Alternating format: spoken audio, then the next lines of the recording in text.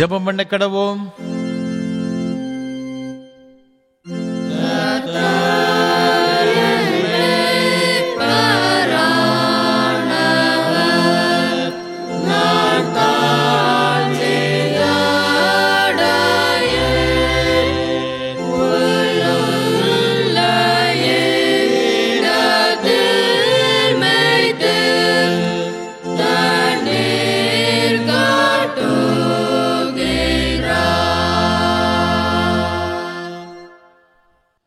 கதவுகள் பூட்டியிருக்கையில் இயேசு வந்து நடுவே நின்று உங்களுக்கு சமாதானம் என்றார்.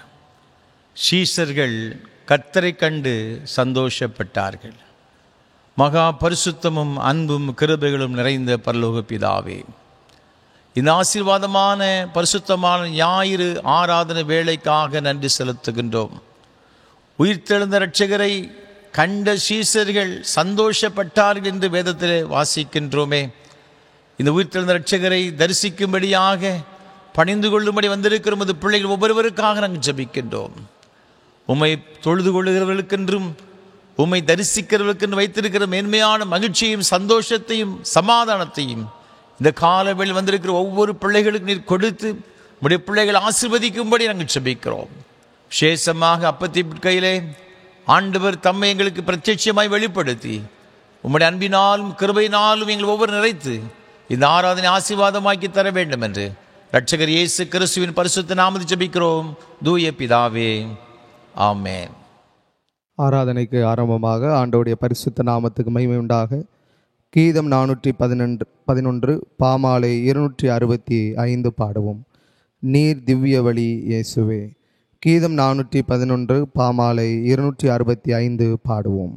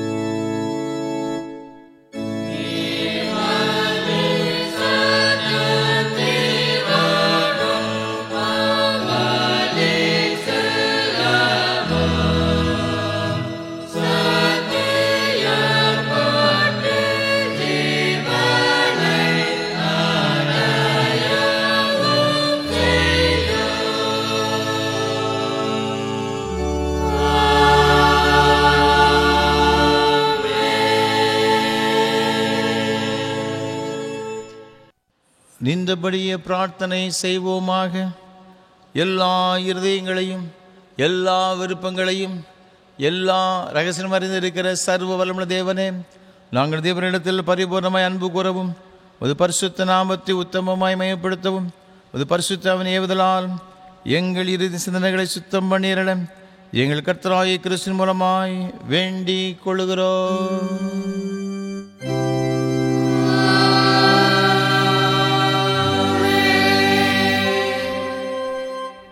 பரிசுத்த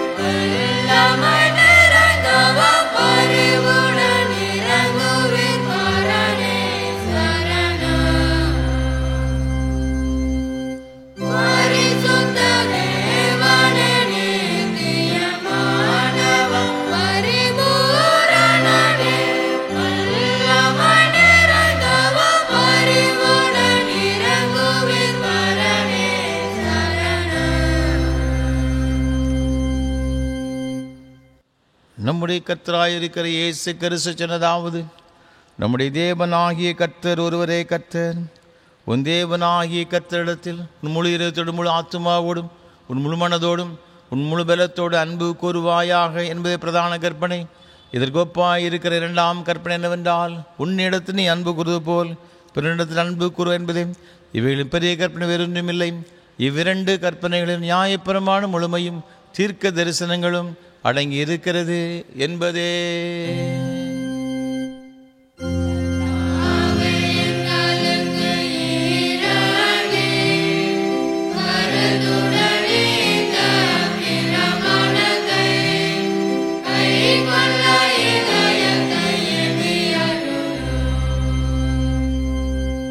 பிரியமானவர்களே, நாம் இப்பொழுது தேவனுடைய மகா பரிசுத்த வசனத்தை கேட்கவும் ஆண்டவருடைய சரீரத்தையும் இரத்தத்தையும் பெற்றுக்கொள்ளவும் இங்கே கூடி வந்திருக்கிறோம்.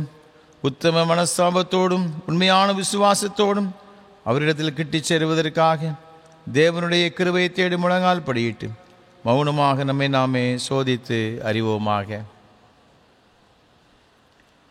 உங்கள் பாவங்கள் நிமித்தம் முழு இருதயத்தோடு உண்மையாய் மனஸ்தாபப்பட்டு பிறரிடத்து அன்பும் சிநேகமாயிருந்து இனி தேவனுடைய கற்பனைகளை கை கொண்டு புதிதாக்கப்பட்டவர்களாக அவருடைய பரிசுத்த மார்க்கத்தில் நடப்போம் என்று தீர்மானத்திற்கு நீங்கள் நமது ஆண்டவராகிய இயேசு கிறிஸ்துவின் மூலமாய் சர்வ வல்லமையுள்ள கடவுள் புறவாகும்படி உங்கள் பாவங்களை மனத்தாழ்மையாய் அறிக்கையிடுங்கள். மனதுருக்கத்தின் ஆண்டவரே, மனதுருக்கத்தின் ஆண்டவரே, உமக்கு விரோதமாகவும் சகோதர சகோதரிக்கு விரோதமாகவும் பாவம் செய்துள்ளோம் என்று அறிக்கையிடுகிறோம். கிறிஸ்துவின் நாமத்தை சொல்லியும் தீமையை விட்டு விலகவில்லை. இயேசு கிறிஸ்து காட்டிய நீதி வழியில் உண்மையாக பின்பற்றவில்லை. உம்முடைய விடுதலை அர்ப்பணியில் உலகில் மூன்று நாங்கள் சேர்ந்து செயலாற்றவில்லை என்று அறிக்கையிடுகிறோம். கிருபை நிறைந்த ஆண்டவரே, உம்முடைய மிகுந்த இரக்கத்தினால் பாவமறைகளை சுத்திகரியும். உம்முடைய பரிசுத்த ஆவியினால் விடுதலை பெறவும் புது ஜீவன் உள்ளவர்களாய் வாழவும் உம்மோடும் சக மனிதரோடும் சமாதானத்தோடு வாழவும் அருள் புரிந்தருளும். ஆமென். இயேசு கிறிஸ்துவின் மூலமாக கடவுளுடன் உண்மையை மனந்திரும்புகிற யாவருக்கும் அருளப்படுகிற கிருபை நிறைந்த தேவசனத்தை கேளுங்கள். வருத்தப்பட்டு பாரம் சுமக்கிறவர்களே, நீங்கள் எல்லாரும் இடத்தில் வாருங்கள், நான் உங்களுக்கு இளைப்பாறுதல் தருவேன். தேவன் தம்முடைய ஒரே பேரான குமாரனை விசுவாசிக்கிறவன் எவனோ அவன் கெட்டு போகாமல் தீவன் அடைக்கும்படிக்கு அவரை தந்தருளி இவ்வளவாய் உலகத்தில் அன்பு கூர்ந்தார். பாவிகள் ரட்சிக்க கிறிஸ்து இயேசு உலகத்தில் வந்தார் என்கிற வார்த்தை உண்மையும் எல்லா அங்கீகரிப்புக்கும் பாத்திரமானது. நம்முடைய பரமபிதாவாகிய சர்வ வல்லமுள்ள கடவுள் உத்தம மனஸ்தாபத்தோடும் உண்மையான விசுவாசத்தோடும் தமிழக மனம் திரும்பி தங்கள் சகோதரர் சகோதரிகளின் குற்றங்கள் மன்னிக்கிற யாவருக்கும் பாவம் மன்னிப்பு அருளி செய்வோம் என்று மிகுந்த இரக்கமாக வாக்குத்தத்தம் செய்திருக்கிறார். அவர் நம்முடைய கர்த்தராக இருக்கிற இயேசு கிறிஸ்து நிமித்தம் உங்களுக்கு இறங்கி உங்கள் பாவங்கள் எல்லாவற்றையும் மன்னித்து அவங்களை விடுதலையாக்கி சகல நன்மையில் உறுதிப்பட்டு நிறுத்தி நித்திய ஜீவகரையில் சேர்ப்பாராக.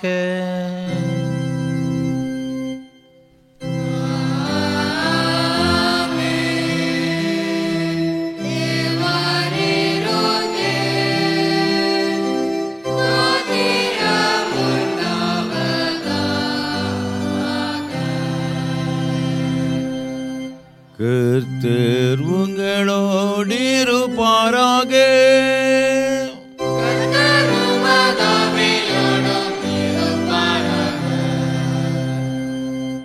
ஜெபம் பண்ண கடவோம். உயிர்த்தெழுந்த திருநாளுக்கு பின் ஒரு முதலாம் ஞாயிற்குரிய சுருகு ஜெபம். பரிசுத்த பிதாவே, சகலத்தையும் படைத்தவரே, திருமைந்தன் வேத வாக்கின்படி மரித்து பரத்துக்கு எழுந்தருளி உம்மோடு மகிமையில் ஏற்றுக்கொள்ளப்பட்டாரே, உயிர்த்த கிறிஸ்துவின் மூலம் அப்பத்தை பிற்கையிலே எங்கள் கண்கள் திறக்கப்பட்டு அவரை அறிந்து கொள்ளவும் அவர் காட்டும் வழியில் பின்தொடரவும் அருள் புரிய வேண்டும் என்று ஆண்டவர் இயேசு கிறிஸ்துவின் மூலமாக தாழ்மையோடு வேண்டிக் கொள்கிறோம்.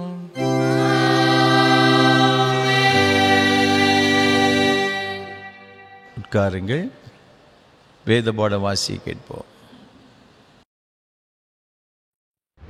வாசிக்கும்படியாக நிருப வாக்கியத்துக்கு பதிலாக கொடுக்கப்பட்டுள்ள வேத பகுதி அப்போஸ்தல நடபடிகள் 9ஆம் அதிகாரம் 1ஆம் வசனம் முதல் 12ஆம் வசனம் வரை.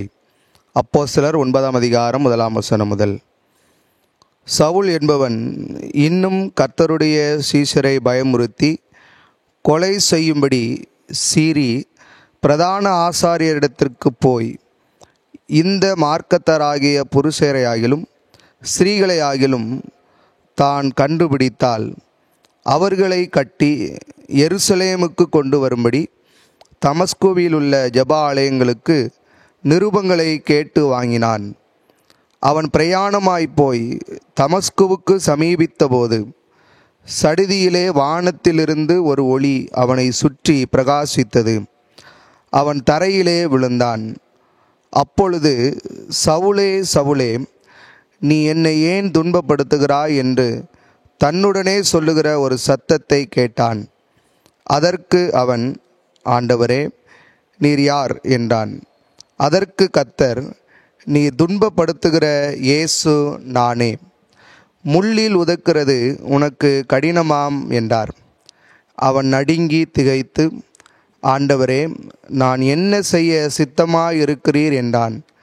அதற்கு கர்த்தர், நீ எழுந்து பட்டணத்துக்குள்ளே போ, நீ செய்ய வேண்டியது அங்கே உனக்கு சொல்லப்படும் என்றார். அவனுடனே கூட பிரயாணம் பண்ணின மனுஷர்கள் சத்தத்தை கேட்டும் ஒருவரையும் காணாமல் பிரமித்து நின்றார்கள். சவுல் தரையிலிருந்து எழுந்து தன் கண்களை திறந்தபோது ஒருவரையும் காணவில்லை. அப்பொழுது கைலாகு கொடுத்து அவனை தமஸ்குவுக்கு கூட்டிக் கொண்டு போனார்கள். அவன் 3 நாள் பார்வை இல்லாதவனாய் புசியாமலும் குடியாமலும் இருந்தான். தமஸ்குவிலே அனனியா என்னும் பேருள்ள ஒரு சீஷன் இருந்தான். அவனுக்கு கர்த்தர் தரிசனமாகி, அனனியாவே என்றார். அவன், ஆண்டவரே, இதோ அடியேன் என்றான். அப்பொழுது கர்த்தர், நீ எழுந்து நேர்த்தெருவு என்னப்பட்ட தெருவுக்கு போய் யூதாவின் வீட்டிலே தர்சு பட்டணத்தானாகிய சவுல் என்னும் பேருள்ள ஒருவனை தேடு. அவன் இப்பொழுது ஜெபம் பண்ணுகிறான்.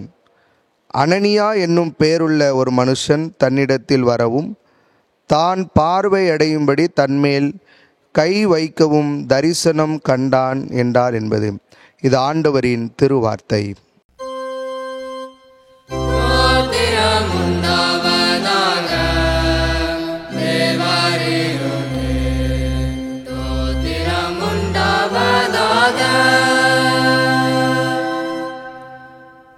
வாசிக்க வேண்டிய சுவிசேஷ வாக்கியம் பரிசுத்த மார்க்கு எழுதின நற்செய்தி நூல் 16ஆம் அதிகாரம் 1ஆம் வசனம் முதல் அடங்கியிருக்கிற தேவனுடைய வார்த்தையை கேளுங்கள். மார்க்கு எழுதின நற்செய்தி நூல் 16ஆம் அதிகாரம் 1ஆம் வசனம் முதல்.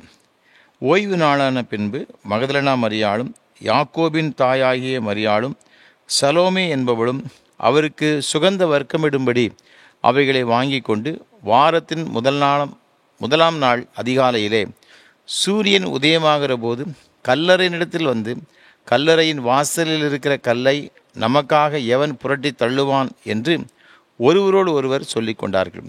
அந்த கல் மிகவும் பெரிதாயிருந்தது. அவர்கள் ஏறிட்டு பார்க்கிற போது அது தள்ளப்பட்டிருக்க கண்டார்கள். அவர்கள் கல்லறைக்குள் பிரவேசித்து வெள்ளையங்கி தரித்தவனாய் வலது பக்கத்தில் உட்கார்ந்திருந்த ஒரு வாலிபனை கண்டு பயந்தார்கள். அவன் அவர்களை நோக்கி, பயப்படாதிருங்கள், சிலுவையில் அறையப்பட்ட நசரனாகிய இயேசுவை தேடுகிறீர்கள். அவர் உயிர்த்தெழுந்தார். அவர் இங்கே இல்லை, இதோ அவரை வைத்த இடம். நீங்கள் அவருடைய சீஷரிடத்திற்கும் பேதுருவிடத்திற்கும் போய், உங்களுக்கு முன்னே கலிலேயாவுக்கு போகிறார், அவர் உங்களுக்கு சொன்னபடியே அங்கே அவரை காண்பீர்கள் என்று அவர்களுக்கு சொல்லுங்கள் என்றான். நடுக்கமும் திகிலும் அவர்களை பிடித்தபடியால் அவர்கள் சீக்கிரமாய் வெளியே வந்து கல்லறையை விட்டு ஓடினார்கள். அவர்கள் பயந்திருந்தபடியினால் ஒருவருக்கும் ஒன்றும் சொல்லாமல் போனார்கள். வாரத்தின் 1ஆம் நாள் அதிகாலையிலே இயேசு எழுந்திருந்த பின்பு மகதலேனா மரியாளுக்கு முதல் தரிசனமானார். அவளிடத்திலிருந்து அவர் 7 பிசாசுகளை துரத்தியிருந்தார். அவள் புறப்பட்டு அவரோடு கூட இருந்தவர்கள் துக்கப்பட்டு அழுது கொண்டிருக்கையில் அவர்களிடத்தில் போய் அந்த செய்தியை அறிவித்தாள் என்பது. இது கிறிஸ்துவின் நற்செய்தி.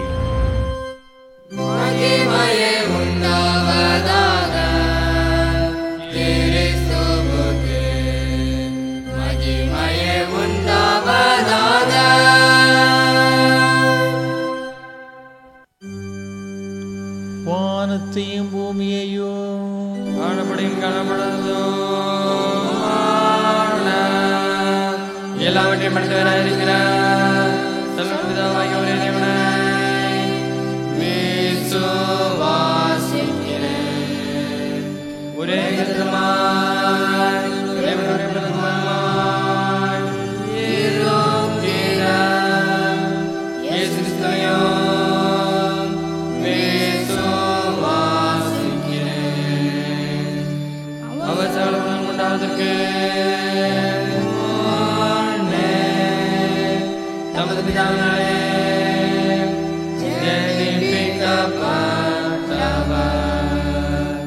தெய்வத்தின் தெய்வமானவர், ஜோதி ஜோதியானவர், மேதேவி மேதேவன், மாணவர், உண்டாக்கப்பட்டவர், ஜெனிப்பிக்கப்பட்டவர். பிதாவுடைய நேசத்தின் வகைவர், சகலத்தையும் உண்டாக்கினவர், மனிதனவர், காரவும், நம்ம பெற்றோர் உண்டாகவும், பரமனை நெருங்கி, பிரஸ்தாவிகளை கண்டறிந்து, மனுஷனானார். நமக்காக உயிராக காலத்தில் சிலுவையில் அறையப்பட்டு, பாடுபட்டு,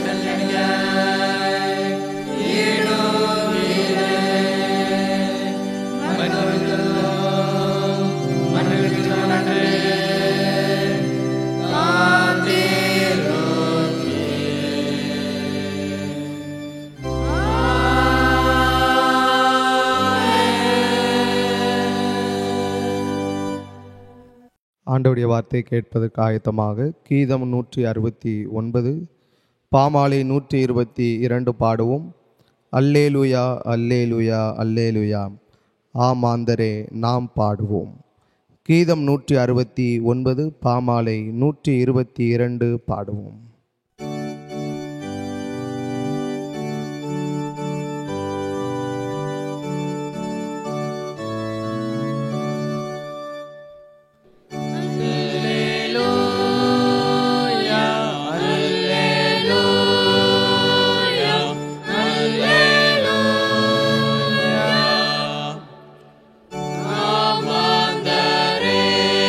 நாம் பாடுவோம்.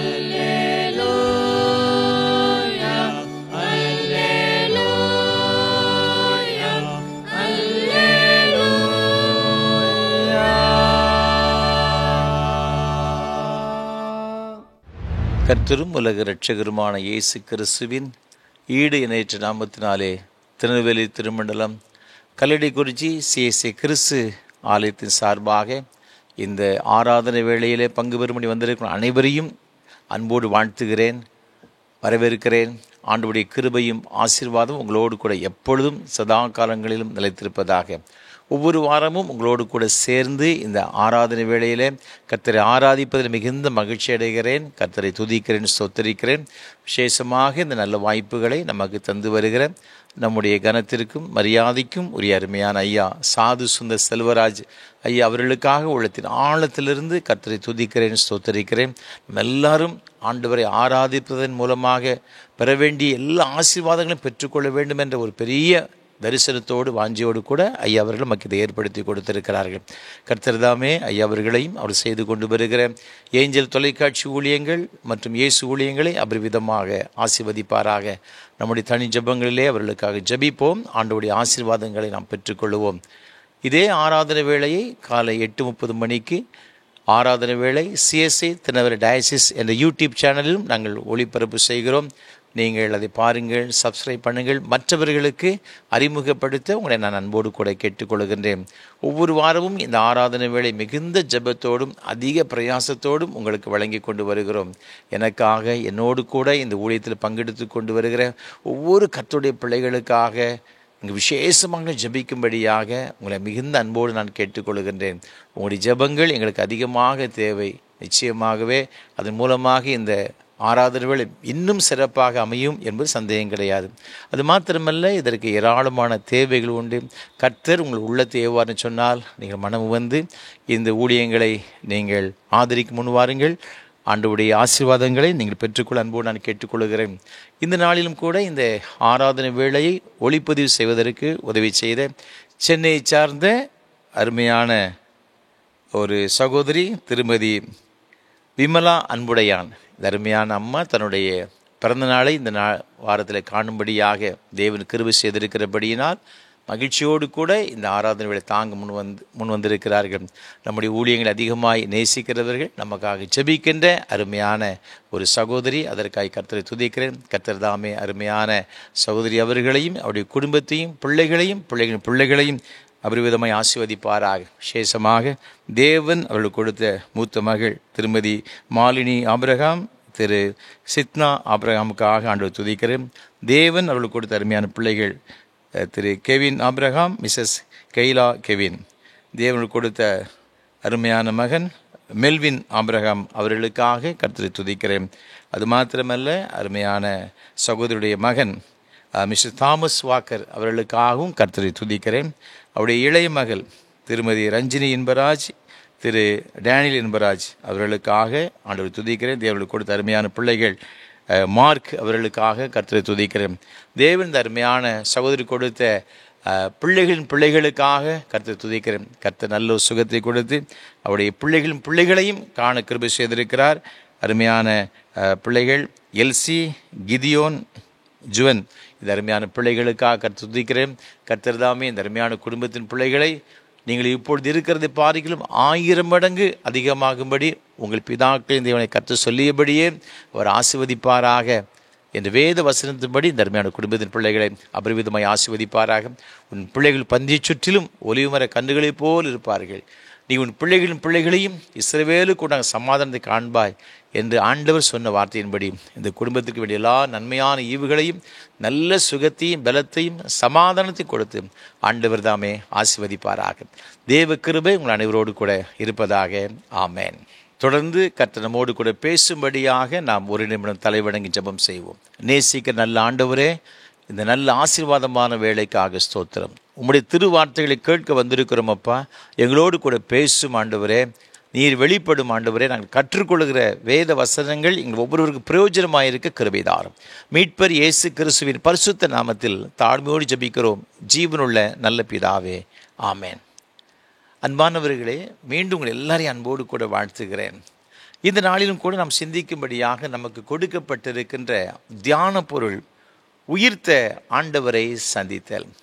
உயிரோடு கூட எழுந்த ஆண்டவராய் இருக்கிற இயேசு கிறிஸ்துவை சந்தித்தல் என்பதை குறித்த ஒரு தலைப்பிலே நான் உங்களோடு கூட ஆண்டவருடைய வார்த்தையை பகிர்ந்து கொள்ள விரும்புகிறேன். ஆண்டவரை சந்திப்பது ஒரு பெரிய ஒரு ஆசீர்வாதமான ஒரு காரியம். அதே போல வேறு எதுவும் கிடையாது. இன்றைக்கு கடவுளை சந்திப்பதற்காக, தெய்வத்தை சந்திப்பதற்காக மக்கள் பல இடங்களுக்கு செல்கிறார்கள், எவ்வளவோ செலவழிக்கின்றார்கள். நான் இருக்கிற பகுதியில் இது கடவுளை பார்ப்பதற்கு பல கிலோமீட்டர் தொலைவில் இருந்து கால்நடையாக, கால்களிலே இங்கு பாதரட்சைகள் கூட அணியாமல் செல்லுகின்ற ஏராளமான பக்தர்களை நான் பார்த்திருக்கின்றேன். ஏனென்றால் கடவுளை சந்திப்பது அவ்வளோ ஒரு பெரிய நமக்கு ஒரு ஆசீர்வாதம் என சொல்லி மக்கள் இன்றைக்கு அலைந்து கொண்டிருக்கின்றார்கள். ஆனால் உண்மையான ஒரு தெய்வத்தை சந்திப்பது தான் ஒரு உண்மையான ஒரு ஆசீர்வாதம் கிடைக்கும் என்பதை இன்றைக்கு அநேகர் அறிந்து கொள்வதில்லை. ஆனால் இன்றைக்கு நீங்களும் நானும் இந்த மெய்யான தெய்வத்தை அறிந்து கொள்ளும்படியான ஒரு பாக்கியத்தை ஆண்டவர் நமக்கு கொடுத்திருக்கின்றார். நாம் வேதத்தில் வாசித்து பார்க்கும்பொழுது யாத்திரையாகும் புஸ்தகத்தில் நீங்கள் இங்கு 5ஆம் அதிகாரத்தில் 3ஆம் வசனத்தை வாசித்து பார்க்கும் பொழுது வேதம் மிக அழகாக சொல்லுகிறது. அப்பொழுது அவர்கள், எபிரெயருடைய தேவன் எங்களை சந்தித்தார். நாங்கள் வனாந்தரத்தில் 3 நாள் பிரயாணம் போய் எங்கள் தேவனாகிய கர்த்தருக்கு பலியிடும்படி போக விட வேண்டும். போகாதிருந்தால் அவர் கொள்ளை நோயும் பட்டயமும் எங்களுக்கு வரப்பண்ணுவார் என்றார்கள் என்பதாக சொல்லப்பட்டிருக்கிறது.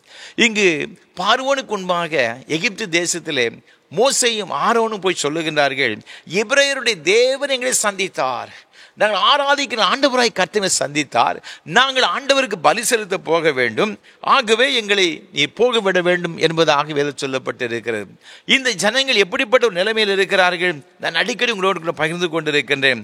நீங்கள் வேதத்தில் வாசித்து பார்க்கும் பொழுது இவருடைய நிலைமை மிகவும் பரிதாபமான ஒரு நிலைமை. 1ஆம் அதிகாரத்தில் இங்கு 12ஆம் வசனம் 13ஆம் வசனத்தை வாசித்து பார்க்கும் பொழுது 13ஆம் வசனம் சொல்லப்பட்டிருக்கிறது, எகிப்தியர் இஸ்ரவேல் புத்திரரை கொடுமையாய் வேலை வாங்கினார்கள் என்று சொல்லப்பட்டிருக்கின்றது. 14ஆம் வசனம், சாந்தும் செங்கலுமாகி இவைகளை செய்யும் வேலையினாலும் வயலில் செய்யும் சகலவித வேலையினாலும் அவர்கள் ஜீவனை கசப்பாக்கினார்கள். அவர்களை கொண்டு செய்வித்த மற்ற எல்லா வேலைகளிலும் அவர்களை கொடுமையாய் நடத்தினார்கள் என்று சொல்லப்பட்டிருக்கிறது. ஒரு கொடுமையாய் வாழ்ந்து வருகிற ஒரு காலகட்டம், மிகுந்த வேதனை, ஜீவனை கூட கசப்பாக்கி விட்டார்கள் எகிப்தியர்கள். அந்த அளவிற்கு ஒரு வேதனையான, ஒரு துக்கமான ஒரு வாழ்க்கை வாழ்ந்து கொண்டிருக்கிற இந்த ஜனங்களை ஆண்டவர் சந்தித்தபடியினால எங்க மோசேயும் ஆரோனை ஆண்டவர் அனுப்புகிறார். அவர்கள் பார்வோன்ட்டு வந்து சொல்றாங்க, ஆண்டவர் சொல்ற எபிரெயருடைய தேவனாய் கர்த்தர்களை சந்தித்தார். ஆகவே எதற்காக சந்தித்தார்? அவருக்கு ஆராதனை செய்யும்படியாக இந்த தேசத்தை விட்டு புறப்பட்டு வரும்படி சொல்லுகிறார் என்பதாக இங்கு சொல்லுகிற வேதத்தில் பார்க்கிறோம். வேதனையோடு கூட, மிகுந்த வருத்தத்தோடு கூட, கொடுமையாய் வேலை வாங்கப்பட்ட சூழல் இருக்கிற இந்த இஸ்ரவேல் மக்களுக்கு ஆண்டவர் ஒரு பெரிய விடுதலை கொடுக்கிறார். எப்பொழுது தெரியுமா? கர்த்தர் அவர்களை சந்தித்த பொழுது. அதைத்தான் இங்கு மோசே சொல்லுகிறதை பார்க்கிறோம். அது மாத்திரமல்ல, நீங்கள் தொடர்ந்து வேதத்தை வாசி பார்க்கும் பொழுது லூக்கா எழுதின சுவிசேஷத்தில் இங்கு 7ஆம் அதிகாரத்தில் ஒரு அருமையான ஒரு வசனம் ஒன்று சொல்லப்பட்டிருக்கிறது. 16ஆம் வசனம் சொல்லுகிறது, எல்லாரும் பயமடைந்து மகா தீர்க்கதரிசியானவர் நமக்குள்ளே தோன்றிருக்கிறார் என்றும் தேவன் தமது ஜனங்களை சந்தித்தார் என்றும் சொல்லி தேவனை மகிமைப்படுத்தினார்கள். அப்போ ஆண்டவர் ஒரு மனிதனை சந்திக்கும் பொழுது எவ்வளவு பெரிய ஒரு ஆசீர்வாதம். இங்கு நாயின் ஒரு விதவையை கர்த்தர் சந்தித்ததாக இங்கு வேதத்தில் நாம் பார்க்கிறோம். அது சந்தித்தபடினால அது என்ன நடந்துன்னு பாருங்க. அந்த ஏழை தாயினுடைய கண்ணீர் துடைக்கப்படுகிறது. அவளுக்கு இருந்த ஒரே ஒரு வாலிப மகன் உயிரோடு கூட எழுப்பப்படுகிறான். அதை ஜனங்கள் எல்லாரும், அந்த கிராமத்தின் மக்கள் எல்லாம் ரொம்ப ஆச்சரியப்பட்டார்கள், சந்தோஷம் அடைந்தார்கள். அவர் சொல்லுகிறாங்க, என்ன சொல்றாங்க?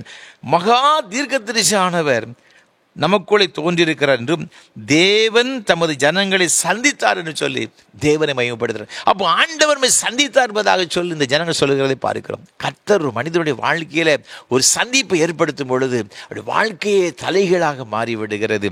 நீங்கள் ரூத்தின் புஸ்தகத்தில் வாசித்து பார்க்கும் பொழுது இங்கு 1ஆம் அதிகாரம் 6ஆம் வசனம் சொல்லுகிறது, கர்த்தர் தம்முடைய ஜனங்களை சந்தித்து அவர்களுக்கு ஆகாரம் அருளினார் என்று அவள் மோவாப் தேசத்திலே கேள்விப்பட்டு தன் மருமக்களோடே கூட மோவாப் தேசத்திலிருந்து திரும்பி வரும்படி எழுந்து என்று சொல்லப்பட்டிருக்கிறது. இங்கு ரூத்தை குறித்து வேதத்தில் பார்க்கிறோம் பாருங்க. இங்கே ரூத்தின் புஸ்தகத்தில் இங்கே நகோமி சொல்லுகின்றாள், தேவன் தமது ஜனங்களை சந்தித்தார். அவருடைய சொந்த பட்டணம் பெத்லகேம், இவள் இருக்கிறது மோவாப். அவள் கேள்விப்படுகிறா. என்ன கேள்விப்படுறா? பெத்லகேம் ஒரு காலத்தில் பஞ்சம் இருந்துச்சு. அந்த பஞ்சத்திலிருந்து தப்பிப்பதற்காகத்தான் மோவாபு தேசத்துக்கு வந்தான். இங்கே வந்து பார்த்தா அதை விட அவளுக்கு ஒரு பெரிய இடி மேல் இடி விழுந்தபடி அவளுடைய வாழ்க்கையெல்லாம் வெறுமையான ஒரு சூழ்நிலை, கசப்பட்டிருந்த ஒரு வாழ்க்கையை மாறிவிட்டது. கணவன் மரித்து போனார், 2 பிள்ளைகள் மரித்து போனார்கள். அவர்களுக்கு பிள்ளைகள் கிடையாது, திருமணம் செய்த பொழுது கூட. இப்படிப்பட்ட வேதனையோடு கூட வாழ்ந்து கொண்டிருக்கும் பொழுது அவள் சொல்லுகிறாள், ஆண்டவர் தமது ஜனத்தை சந்தித்தார், அவர்களுக்கு ஆகாரம் அருளினார்னு சொல்லி கேள்விப்பட்டு மீண்டும் பெத்லகேமுக்கு அவள் திரும்பி செல்லுகிறதாக வேதத்தில் பார்க்கிறோம். அப்போ ஆண்டவர் ஒரு மனிதனை சந்திக்கும் போது வாழ்க்கையில எவ்வளவு பெரிய ஒரு ஆசீர்வாதம், எவ்வளவு பெரிய நன்மைகளை ஆண்டவர் தருகிறார். இன்றைக்கும் கூட ஆகவே தான் உயிர்த்தெழுந்த இயேசுவை சந்திக்கின்ற ஒரு அனுபவங்களை குறித்து இன்றைக்கு நான் உங்களோடு கூட பகிர்ந்து கொள்ள விரும்புகின்றேன். ஆண்டவர் உயிரோடு கூட எழுந்த பிறகு தம்முடைய ஜனங்களை சந்தித்த பொழுது ஏற்பட ஒரு மாற்றம், ஒரு ஆசீர்வாதம் என்ன என்பதை குறித்து நான் வேதத்தின் மூலமாக ஒரு சில காரியங்களோடு கூட பகிர்ந்து கொள்ளப் போகிறேன். வேதத்தில் நான் வாசித்து பார்க்கும் பொழுது இங்கு மார்க் எழுதின சுவிசேஷம் 16ஆம் அதிகாரம் 8ஆம் வசனம் சொல்லுகிறது, நடுக்கமும் திகிலும் அவர்களை பிடித்தபடியால் அவர்கள் சீக்கிரமாய் வெளியே வந்து கல்லறையை விட்டு ஓடினார்கள். அவர்கள் பயந்திருந்தபடியினால் ஒருவருக்கும் ஒன்றும் சொல்லாமல் போனார்கள். 9ஆம் வசனம், வாரத்தின் 1ஆம் நாள் அதிகாலையிலே இயேசு எழுந்திருந்த பின்பு மகதலேனா மரியாளுக்கு முதல் தரிசனமானார். 10ஆம் வசனம், அவளிடத்திலிருந்து அவர் 7 பிசாசுகளை துரத்தி இருந்தார். அவள் புறப்பட்டு அவரோடு கூட இருந்தவர்கள் துக்கப்பட்டு அழுது கொண்டிருக்கையில் அவர்களிடத்தில் போய் அந்த செய்தியை அறிவித்தாள். இவ்வேதத்தில் வாசித்து பார்க்கும் பொழுது மகதலேனா மரியாள் மற்ற மரியாளும் கல்லறைக்கு செல்கிறார்கள். அங்கு இயேசுவை காணவில்லை. அங்கு கேட்ட ஒரு செய்தியானது, இயேசு உயிரோடு கூட எழுந்து விட்டார். இது செய்தியை கேட்டவுடனே அவங்களுக்கு ஒரு பெரிய ஒரு சந்தோஷம். அவ்வாறு அந்த செய்தி கேட்டு திரும்பி வரும்பொழுது அந்த 9ஆம் வசனம் சொல்லுகிறது, மகதலேனா மரியாளுக்கு ஆண்டவர் முதலாவதாக தரிசனமானார். அப்போ ஆண்டவர் முதலாவதாக இந்த மரியாளுக்கு தரிசனமாகிறத வேதத்தில் பார்க்கிறோம். மகதலேனா மரியாளுடைய நிலைமை எப்படிப்பட்டதாக இருக்கிறது? இயேசுவை காணவில்லை சொன்னவுடனே அவருடைய வாழ்க்கையில் ஒரு பெரிய துக்கம். யோவான் சுவிசேஷத்தில் 20ஆம் அதிகாரத்தில் வாசித்து பார்க்கும் பொழுது 11ஆம் வசனம் சொல்லப்பட்டிருக்கிறது, மரியாள் கல்லறையின் அருகே வெளியே நின்று அழுது கொண்டிருந்தாள் என்று வேதத்தில் சொல்லப்பட்டிருக்கிறது. 13ஆம் வசனத்தில் அழுது கொண்டிருந்து அவளை பார்த்து அவள் சொல்லுகிறார், ஸ்திரீயே ஏன் அழுகிறாய்? இங்கு அழுது கொண்டிருக்கிற பிள்ளைகளை ஆண்டவர் சந்திக்கின்றார். 10ஆம் வசனம் மார்க் எழுதின சுவிசேஷம் 16ஆம் அதிகாரம் 10ஆம் வசனம் சொல்லுகிறது, அவரோடு கூட இருந்தவர்கள் துக்கப்பட்டு அழுது கொண்டிருந்தார்கள் என்று சொல்லப்பட்டிருக்கு. அப்போ இந்த ஸ்திரீகள் மாத்திரமல்ல, சீசர்கள் ஒவ்வொருவரும் அழுது கொண்டிருக்கிறார்கள். பெரிய வெள்ளிக்கிழமை அன்று இயேசு கிறிஸ்துவை பிடித்து சிலுவையில் அடித்து கொலை செய்து விட்டார்கள். அவர் மரித்து போனார், அடக்கம் பண்ணப்பட்டு விட்டார். இப்போ 3 நாள் ஆகிறது. யாரும் வீட்டை விட்டு வெளியே வரலை. ஒரு வீட்டுக்குள்ளே போய் அறையை பூட்டிட்டு அப்படியே உட்கார்ந்துருக்கிறாங்க. இது ஸ்திரீகள் மாத்திரம்தான் ஆண்டவருக்கு சுகந்த கந்தவர்க்கம் விடும்படியாக கல்லறைக்கு வருகிறதாக வேதத்திலே பார்க்கிறோம். இந்த அப்போஸ்தலர்கள் சீஷர்கள் யாரும் வந்ததாக சொல்லப்படவில்லை. அதற்கு அப்புறமாக தான் வர்றாங்க. எல்லாம் அழுது கொண்டு இருக்கிறாங்க, துக்கத்தோடு கூட இருக்கிறாங்க, வேதனையோடு கூட இருக்கிறாங்க. ஆண்டவர் இப்படிப்பட்டவர்களை சந்திக்கிறதாக வேதத்தில் சொல்லப்பட்டிருக்கிறார். அவளை பார்த்து சொல்லுங்க, பயப்படாதீங்க, நீங்கள் ஏன் கவலைப்பட்டு இருக்கிறீங்க? நான் உயிரோடு கூட இருக்கிறேன். 3 வருஷம் ஆண்டவரோடு கூட இருந்த இது சீசர்கள் ஸ்திரீகள், ஆண்டவர் மரித்து போனார். இப்போ அவங்களுக்கு எதிர்காலமே சூனியமாகி விட்டு அவங்க நினைச்சாங்க, இந்த இயேசுநாதர் எத்தனையோ ஒரு உயிரோடு கூட எழுப்பியிருக்கிறாரு, ஆகவே நமக்கு இன்னும் சாவு என்ன செய்யாது, வராது. அது மாத்திரமல்ல, ஒரு ராஜ்யம் சொல்லிக்கிட்டு இருக்கிறாரு, ஒரு ராஜ்யத்தை ஸ்தாபிப்பார். இந்த ராஜ்யத்தில் நம்ம ஒரு நல்ல பெரிய ஆளாயிரலாம், நமக்கு ஒரு பெரிய அந்தஸ்து கிடைக்கும். அதனால தான் கேட்குற, ஆண்டவரே உங்களுடைய வலது பரிசல் ஒருவனும் இடது பரிசல் ஒருவனும் இருக்கும்படியாக உதவி செய்ய எங்களுக்கு கிருபை பாராட்ட வேண்டும் என்று சொல்லி இங்கு யோபுடைய தாய் கேட்கிறதாக வேதத்தில் பார்க்கிறோம். ஒரு முறை ஆண்டவர் முன்னால் போயிட்டு இருந்த சீசருக்குள்ள ஒரு பெரிய பிரச்சனை, யார் பெரிய பிரச்சனை, எதற்கு அவங்க எல்லாம் நினைச்சாங்க, ஆண்டவர் செய்த அற்புதங்கள், அவர் செய்த போதனைகளை பார்த்தோன்னா ஏராளமான மக்கள் அவரிடத்தில் வருகிறாங்க. நிச்சயமாக ஒரு ராஜ்யத்தை ஸ்தாபித்து விடுவார். இப்படிலாம் எண்ணம் கொண்டிருந்தவர்களுடைய வாழ்க்கையில் ஒரு பெரிய இடி விழுந்தது போல இயேசுநாதர் கொலை செய்து விட்டார்கள், மரித்து போனார். சரி, எப்படியா சிலுவையிலிருந்து வந்து விடுவார்னு சொல்லி பார்த்தாங்க. அவர் மரித்து போனவனை அடக்கம் பண்ணிட்டாங்க. அவ்வளவுதான், முடிஞ்சு போச்சு. அந்த நிலைமைக்கு வந்துட்டாங்க. இப்போ அழுது கொண்டு இருக்கிறாங்க. இனி இந்த யூத அதிகாரிகள், இந்த சனகரிம் சங்கத்தார் மற்றும் பிரதான ஆசாரியர்கள் மற்ற கூட்டத்தார் இது நம்மை என்னையும் செய்து விடுவார்களோ, நம்மையும் கொலை செய்து விடுவார்களோ, பயத்தோடு கூட இருந்து கொண்டிருக்கிறாங்க, வேதனையோடு கூட இருந்து கொண்டிருக்கிறாங்க, துக்கத்தோடு கூட இருந்து கொண்டிருக்கிறாங்க. என்ன நடக்குமோ? ஒரு புறம் இயேசு கிடையாது, அந்த துக்கம் வேற. இனி இந்த யூத மூப்பர்கள் என்ன செய்வார்கள், அந்த வேறு கவலை. பல வகையான வேதனை துக்கத்தோடு கூட இருக்கிற இவர்களை பார்த்து ஆண்டு சொல்கிறார், இந்த உயிர்த்தெழுந்த ரட்சகரை சந்திக்கிறார். பயப்படாதிருங்க, நான் உயிரோடு கூட நினைச்சுதன்னா இருக்கிறேன். அந்த மாதிரி ஆண்டோடைய பிள்ளைகளே, இன்றைக்கு நம்முடைய வாழ்க்கையில் நாம் பல காரியத்தை நிமித்தம் துக்கப்பட்டு கொண்டிருக்கிறோமா, வேதனைப்பட்டு கொண்டிருக்கிறோமா, கண்ணீர் வடித்து கொண்டிருக்கிறோமா? ஆண்டவர் சொல்றாரு, பயப்படாதிருங்கள். சிலுவையில் அறையப்பட்ட இயேசுவை தேடுகிறீர்கள், அவர் இங்கெல்லாம் உயிரோடு கொண்டிருக்கிறார், உயிரோடு கொண்டிருக்கிறார். தோட்டத்தில் இந்த ஸ்திரீ மகதலேனா மாதிரி அழுது கொண்டிருந்தாள். அவளை பார்த்து ஆண்டவர் கேட்கிறாரு, ஸ்திரீயே ஏன் அழுகிறாய், ஏன் அழுகிறாய்? அந்த மாதிரி ஆண்டவருடைய பிள்ளைகளை உங்களுடைய வாழ்க்கையில் கடந்து வருகிற பாதை ஒருவேளை ஒரு கடினமான ஒரு பாதை, நெருக்கமான ஒரு பாதை, வேதனையான பாதை நிமித்தமாக நீங்கள் அழுது கொண்டிருக்கிறீர்களோ? ஆண்டவரை பார்த்து கேட்கிறார், மகனே ஏன் அழுது கொண்டிருக்கிறாய், மகளே ஏன் அழுது கொண்டிருக்கிறாய்?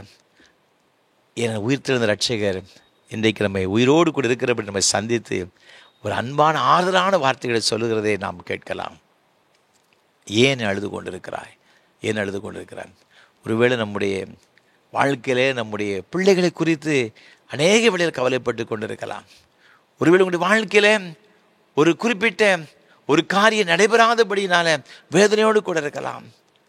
நம்முடைய பிள்ளையுடைய எதிர்காலம் என்ன ஆகுமோ என்று சொல்லி நீங்கள் கலங்கி கொண்டிருக்கலாம். நீங்கள் எப்படிப்பட்ட ஒரு நிலைமையில் இருந்தாலும் கூட ஆண்டவர் இந்த துக்கத்தை, வேதனை மாற்ற வல்லவராக இருக்கிறார்.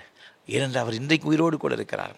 15ஆம் நூற்றாண்டிலே இந்த திருச்சபையில் ஒரு பெரிய ஒரு சீர்திருத்தத்தை கொண்டு வந்த மார்ட்டின் லூத்தர், இவர் பல காரியங்களை திருச்சபையில் செய்தார். ஒரு பெரிய புரட்சிகரமான ஒரு ஊழியத்தை அவர் செய்தார். அதன் மூலமாகத்தான் இன்றைக்கு நீங்களும் நானும் கர்த்தரை விடுதலையோடு ஆராதித்து கொண்டிருக்கிறோம்.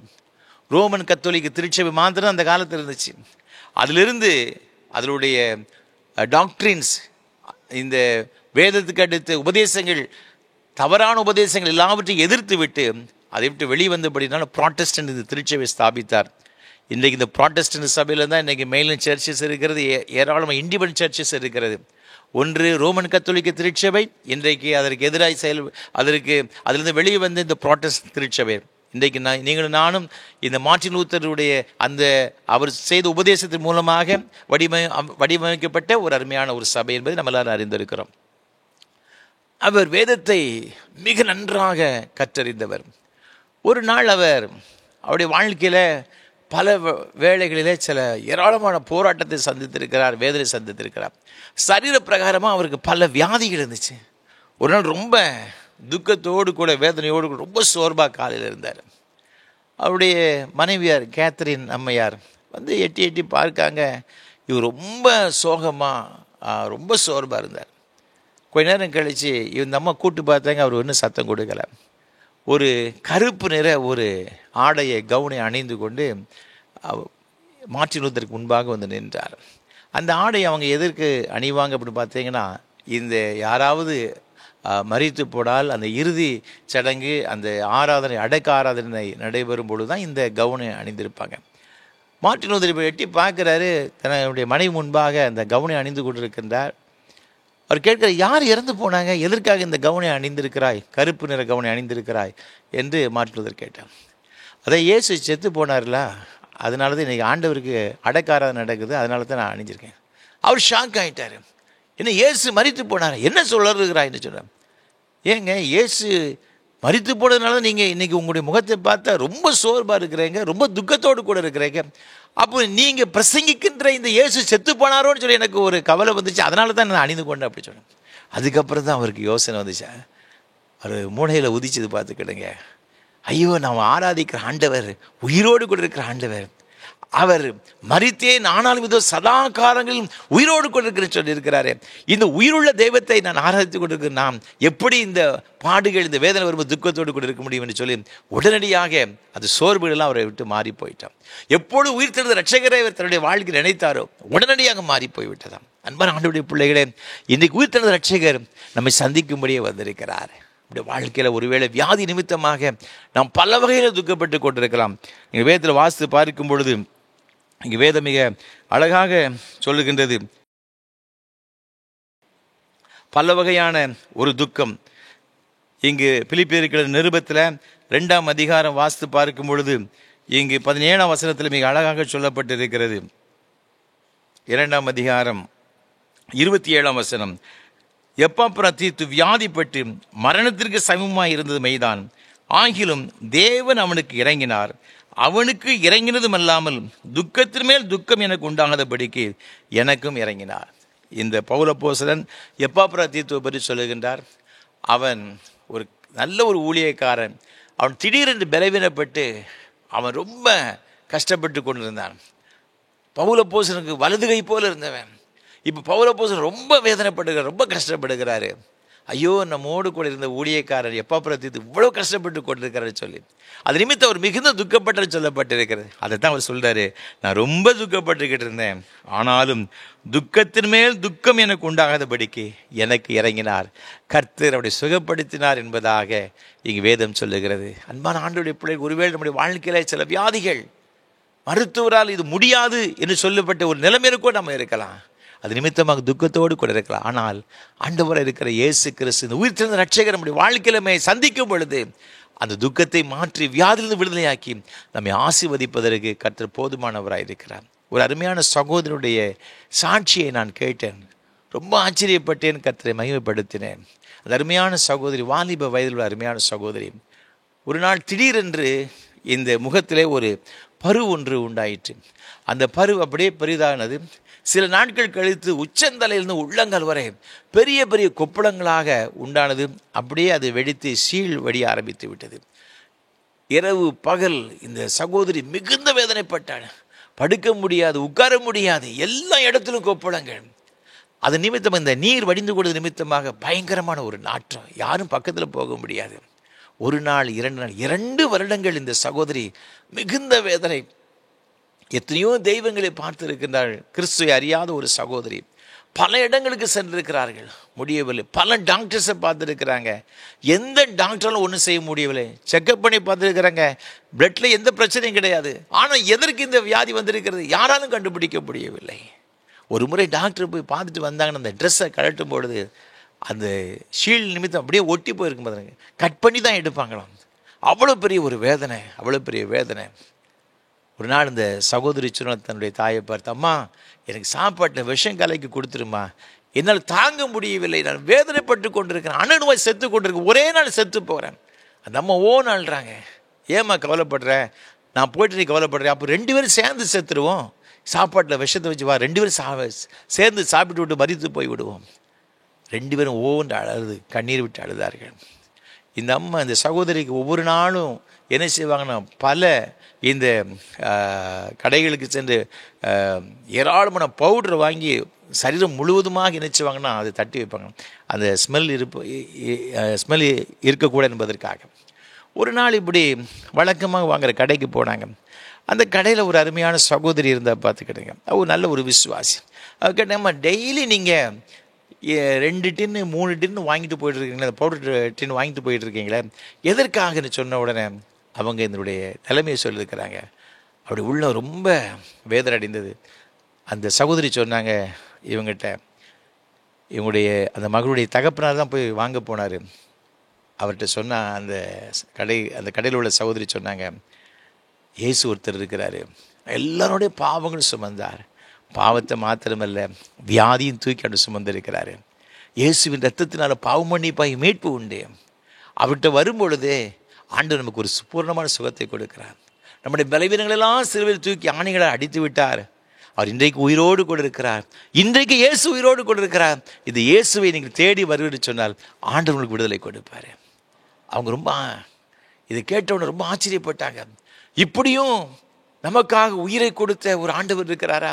நம்முடைய வியாதியை சுமந்த ஒரு ஆண்டவர் இருக்கிறாரா? அவர் இன்றைக்கு உயிரோடு கூட இருக்கிறாரா? அப்போ எங்கே போகலாம்? அவர் ஒரு அருமையான ஒரு சகோதர நடத்த கூட்டத்தை சொல்லியிருக்கின்றார்கள். அங்கு சென்றிருக்கின்றார்கள். அந்த ஊழியத்தில் அவன் ஆண்டோடைய செய்தி, அந்த அருமையான ஊழியக்காரர் வேதத்திலிருந்து பல காரியங்களை பகிர்ந்து கொண்டிருக்கின்றார். இயேசு கிறிஸ்து உயிர்த்தெழுந்த வல்லமை நம்முடைய வாழ்க்கையில் எப்படிப்பட்ட அற்புதங்களை செய்கிற சொன்ன உடனே இந்த கேட்டுக்கொண்டிருந்த இந்த அருமையான சகோதரி உள்ளத்தில் ஒரு பெரிய ஒரு விசுவாசம், ஒரு அமைதி ஒன்று நினைச்சு ஏற்பட்டது. இந்த சகோதரி பார்த்துட்டு மற்றவங்கள்லாம் ஒரு மாதிரி மூஞ்சி துளிச்சிட்டு போனாங்க. பார்த்துக்கிடுங்க. கூட்டங்கள்லாம் முடிஞ்ச பிறகு அந்த போதகர் வந்தார், ஊழியக்காரர் வந்தார். வந்து சகோதரி அன்போடு கூட பார்த்து, என்னம்மா உனக்கு பிரச்சனை சொன்னாங்க. மிகவும் உருக்கத்தோடு கூட அந்த அருமையான சகோதரிக்காக தன்னுடைய கைகளை வச்சு ஜெபம் பண்ணாங்க. விசுவாசத்தோடு ஜெபம் பண்ணி அனுப்பினாங்க. என்ன ஒரு ஆச்சரியம் தெரியுமா? 3 நாட்களுக்குள்ளாக அந்த கொப்புளங்கள் எல்லாம் மறைந்து போய்விட்டது. ஒரு பரிபூர்ணமான ஒரு சுகத்தை பெற்றுவிட பெரிய ஒரு சந்தோஷம், பெரிய மகிழ்ச்சி. காரணம் என்ன தெரியுமா? இயேசு, உயிர்த்தெழுந்த இயேசு அவளை சந்தித்து அவளுக்கு தன்னுடைய வல்லமையை அனுப்பி அவளுக்கு சுகத்தை கொடுத்தபடினால பெரிய ஒரு மகிழ்ச்சி, ஒரு பரிபூர்ணமான விடுதலை. இன்றைக்கும் கர்த்தருக்கு சாட்சியாய் வாழ்ந்து கொண்டிருக்கின்றார்கள். அன்பான ஆண்டவருடைய பிள்ளைகளை, தேவன் நம்மை சந்திக்கும் பொழுது வாழ்க்கையில் ஒரு பெரிய மாற்றம். நம்முடைய துக்கங்களை மாற்றுகிறார், வேதனைகளை மாற்றுகிறார், பயத்தை மாற்றுகிறார், பிரச்சனைகளை மாற்றுகிறார். இன்றைக்கு என்னென்ன காரியத்தை நிமித்தமாக நீங்களுடைய வாழ்க்கையில் நீங்கள் வேதனைப்பட்டு கொண்டிருக்கிறீர்களோ, துக்கப்பட்டு கொண்டிருக்கிறீர்களோ, ஆண்டவரிடத்தில் வாருங்க. அவருடைய சந்திப்பை நீங்கள் ஏற்படுத்தி கொள்ளும் பொழுது, அவரை நீங்கள் சந்திக்கும் பொழுது உங்களுடைய வாழ்க்கையில் ஒரு பெரிய ஒரு ஆசீர்வாதத்தை பெற்றுக்கொள்வீர்கள் என்பது சந்தேகம் கிடையாது. அது மாத்திரமல்ல, ஆண்டவரை சந்திக்கும் பொழுது நம்முடைய வாழ்க்கையில் பெற்றுக்கொள்கிற ஒரு ஆசீர்வாதம் என்ன? இங்கே வேதத்தில் வாசித்து பார்க்கும் பொழுது, இங்கு யோவான் எழுதின சுவிசேஷம் 21ஆம் அதிகாரம் 3ஆம் வசனம் சொல்லுகிறது, சீமோன் பேதுரு மற்றவர்களை நோக்கி, மீன் பிடிக்கப் போகிறேன் என்றான். அதற்கு அவர்கள், நாங்களும் உம்முடனே கூட வருகிறோம் என்றார்கள். அவர்கள் புறப்பட்டு போய் உடனே படவேறினார்கள். அந்த ராத்திரியிலே அவர்கள் ஒன்றும் பிடிக்கவில்லை. இங்கு சீமோன் பேதுருவை குறித்து நாம் வேதத்திலே பார்க்கிறோம். சீமோன் பேதுரு மாத்திரமல்ல, அவனோடு கூட சேர்ந்து மற்ற சீஷர்கள் மொத்தம் 7 பேர் போகிறதாக வேதத்திலே நாம் பார்க்கிறோம். பார்த்துக்கிறேங்க, எல்லாரும் போகிறாங்க. இயேசு கிறிஸ்து இவங்களை தரிசனமானார். ஏற்கனவே பூட்டின அறை வீட்டில் ஒரு முறை தரிசனம் ஆயிட்டார். ஒரு வாரம் கழித்து தோமான ஆண்டவரை பார்க்கிறேன்னு சொன்னோன்னா அவனுக்காகவும் ஆண்டு தரிசனமானார். இப்பொழுது 3ஆவதாக ஒரு தரிசனம். திபேரியா கடற்கரையில் இவங்க என்ன செய்தாங்கன்னா, ராத்திரி வேளையில் மீன் பிடிக்க போகிறேன்னு சொல்லி போய்விட்டார். இவன் அவ்வளோ பெரிய ஒரு சோர்வுங்க. இயேசுநாதர் இவ்வளோ நாளும் அவர் நினைச்சதுனா மாம்ச பிரகாரமாக தங்களோடு கூட இருந்தார். இப்போ இயேசுவை அவங்க கூட இல்லை, அவர் தரிசனமானார். அதெல்லாம் உண்மைதான். ஆனால் அவருடைய வாழ்க்கையில் என்ன நினைச்சாங்கன்னா, இனி அவ்வளோதான், இன்னும் முடிஞ்சு போச்சு. 3 வருஷத்துக்கு முன்னால் துரத்திக்கு போட்ட இந்த போட்டையும் இந்த வலையும் எடுத்துகிட்டு நம்ம மீன் பிடிக்க போகிறோன்னு சொல்லி தான் அவங்க கிளம்பி விட்டார்கள். அவன் சொன்னான், பேது சொல்ல, நான் மீன் பிடிக்க போகிறேன், வாரீங்களா? கூட இருந்த எல்லாரும் கூட சேர்ந்து போய்விட்டார்கள். இரவு முழுவதும் பிரயாசப்படுறாங்க. அங்கே வசனம் சொல்லுகிறது, அந்த ராத்திரியிலே அவர்கள் ஒன்றும் பிடிக்கவில்லை. இந்த ஆண்டவராக இருக்கிற இயேசு கிறிஸ்துவுடைய கடைசி நாட்கள் உயிரோடு கூட எழுந்த பிறகு அவருடைய வாழ்க்கையில் அவங்க ஊழியத்திற்கு போவதற்கு முன்பாக அவருடைய வாழ்க்கையை பார்க்கும்பொழுது ஒன்றுமே கிடையாது. அவருடைய பிரயாசத்தில் ஒன்றுமே அகப்படவே சொல்லப்பட்டிருக்கு. நீங்கள் ஆரம்பத்தில் லூக்கா எழுதின சுவிசேஷத்தில் 5ஆம் அதிகாரம் 1ஆம் வசனத்தை வாசித்து பார்க்கும்பொழுது, இங்கு இதே கலிலேய கடலில் இவங்க எல்லாரும் நினைச்சா படகுகளை விட்டு வலைகளை அலசி கொண்டிருந்தாங்க. ஏன்னு பார்த்தீங்கன்னா, அந்த 5ஆம் வசனம் சொல்லப்பட்டிருக்கு, ரா முழுவதும் பிரயாசப்பட்டு ஒன்றும் அகப்படாத ஒரு சூழ்நிலையில் பேதுரு ரொம்ப சோர்வோடு கூட நிலைமையில தான் இயேசு அவரை சந்திக்கின்றார். சந்தித்து பிறகு படவை நீங்கள் வலதுபுறத்தில் போடுங்க, ஆழத்தில் அள்ளி கொண்டு போடுங்க சொல்கிறாரு. போட்டாங்க. 2 படகுகள் அமிழத்தக்கதான மீனை பிடிச்சிட்டு வந்துட்டாங்க. இதை பார்த்தோன்னே, ஆண்டவரே, நான் பாவியான மனுஷன் அப்படின்னு சொல்கிறான்.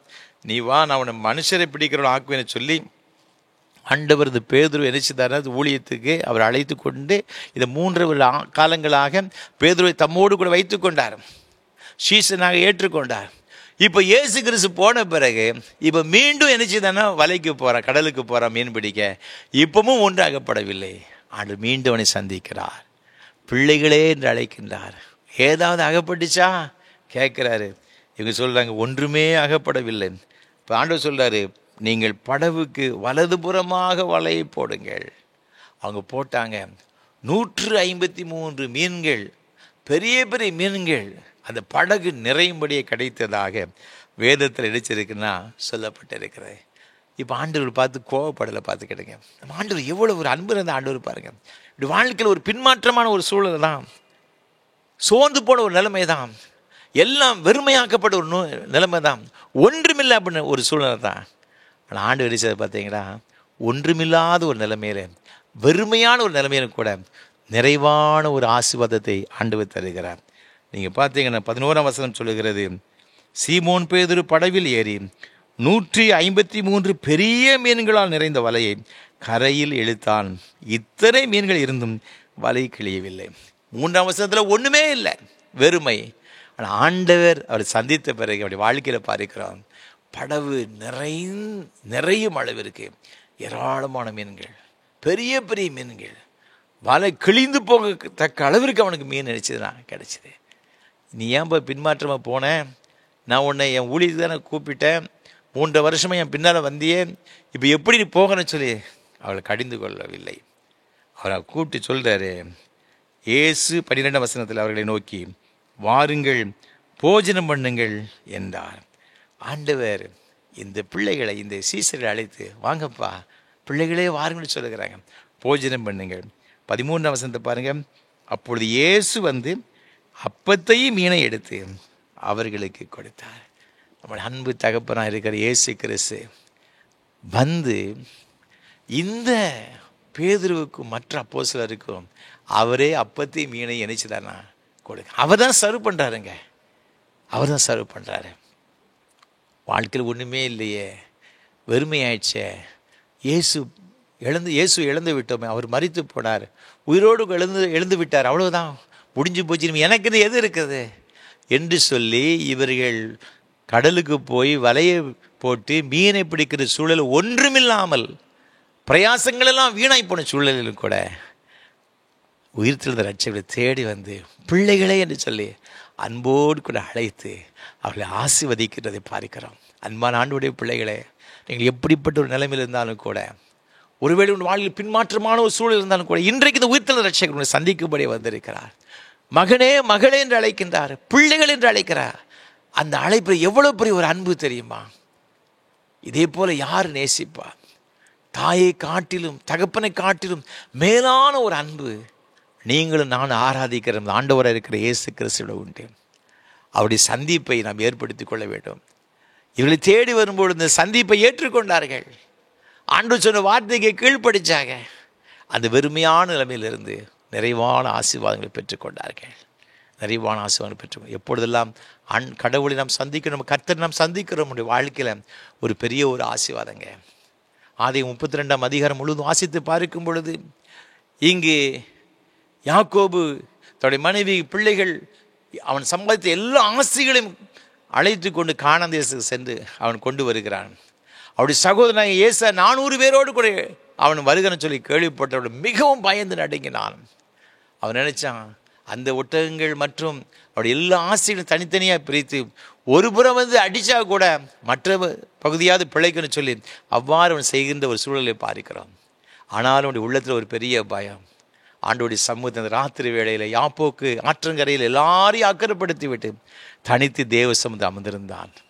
ஆண்டோடைய சந்தித்தார், அவனோடு கூட இடைவிட்டார், அவருடைய பெயரை மாற்றினார், இஸ்ரவேல் சொல்லி அவனை ஆசீர்வதித்தார். நடந்தது என்ன தெரியுமா? மறுநாள் காலையில் அதே ஆதியாகமம் 33ஆம் அதிகாரத்தை வாசித்து பார்க்கும் பொழுது, எந்த ஒரு சகோதரனாகிய ஏசா தன்னை கொலை செய்து விடுவான், ஆசைகள் எல்லாவற்றையும் சங்காரம் பண்ணி விடுவான் என்று நினைத்து வேதனைப்பட்டு கொண்டிருந்தானோ, எந்த ஒரு ஏசா தன்னை கொலை செய்வான் என்று பயந்து கொண்டிருந்தானோ, அதே ஏசா ஓடி வந்து அவனை கட்டி அடைத்து கொண்டு முத்தம் செய்கிறதை பார்க்கிறோம். ஆண்டவர் நம்முடைய வாழ்க்கையை தலைகீழாய் மாற்றுகிறவர். ஆசைகளெல்லாம் அழிந்து போய்விடும், அவ்வளவுதான் முடிஞ்சு போச்சு அப்படின்னு நினைச்சான்.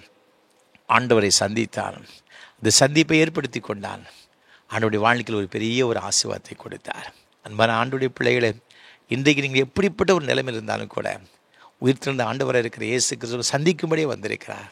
அவருடைய சந்திப்பை நீங்கள் அலட்சியப்படுத்தி விடாதீர்கள், அந்த சந்திப்பை ஏற்றுக்கொள்ளுங்கள். 2 நாளாகமம் புத்தகம் 15ஆம் அதிகாரம் 2ஆம் வசனத்தை வாசித்து பார்க்கும் பொழுது, நீங்கள் அவரை தேடினீர்களானால் அவர் உங்களுக்கு என்ன செய்வார்? வெளிப்படுவார். ஏசாயா 55ஆம் அதிகாரம் 6ஆம் வசனம் சொல்லுகிறது, கர்த்தரை கண்டடையத்தக்க சமயத்தில் தேடுங்கள். அவர் சமீபமாக இருக்கிறார், அவரை நோக்கி கூப்பிடுங்கள். அவர் சமீபமாக இருக்கிறார், அவரை நாம் தேடுவோம், கூப்பிடுவோம். அவரோடு கூட ஒரு நல்ல சந்திப்பை ஏற்படுத்திக் கொள்வோம். நிச்சயமாகவே உங்களுடைய வாழ்க்கையில் இருக்கிற துக்கங்கள், வேதனைகள், பயங்கள், பிள்ளைகளை குறித்த காரியங்கள், பிள்ளைகளை குறித்த காரியங்கள், ஒரு வியாதியை குறித்த காரியங்கள், தொழிலை குறித்த ஒரு காரியங்கள், எதுவாக இருந்தாலும் கூட எல்லாவற்றையும் மாற்றி நம்மை ஆசீர்வதிப்பதற்கு ஒரு போதுமானவர் இருக்கிறார். ஒருவேளை நம்ம எவ்வளவுதான் பிரயாசப்பட்டும் ஒரு வெறுமையான ஒரு சூழலில் நாம் இருந்து கொண்டு இருக்கின்றோம். எவ்வளவோ பிரயாசப்பட்ட ஒன்றும் கிடையாது, ஒன்றுமில்லாமல் போய்விட்டது, இருந்ததும் போய்விட்டதுன்னு சொல்லி அந்த நிலைமையில் நீங்கள் இருந்து கொண்டு இருக்கிறீர்களோ, அதையே ஆண்டவர் மாற்றி நிறைவான ஒரு ஆசீர்வாதங்களை, நிரம்பி வழிகள் ஒரு ஆசீர்வாதங்களை கொடுக்க இந்த உயிர்த்தெழுந்த இரட்சகர் போதுமானவர் இருக்கிறார்.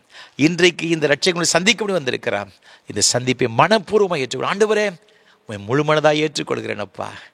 நீ என் உள்ளத்தில் வாரும் ஆண்டவரே, என் உள்ளத்தில் தங்கி, என் இல்லத்தில் நீங்கள் தங்கியிருக்கணும் ஆண்டவரே. எப்பொழுது என் வாழ்க்கையெல்லாம் நீங்கள் எப்பொழுது என்னோடு கூட இருக்க வேண்டும் ஆண்டவரே என்று சொல்லி நம்முடைய வாழ்க்கை ஒப்புக் கொடுப்போம். உங்களை ஆசீர்வதிப்பார், உயர்த்துவார். அப்படிப்பட்ட கிருபைகளை கர்த்தர் தாமே நம்ம ஊருக்கு தருவாராக. ஆமென்.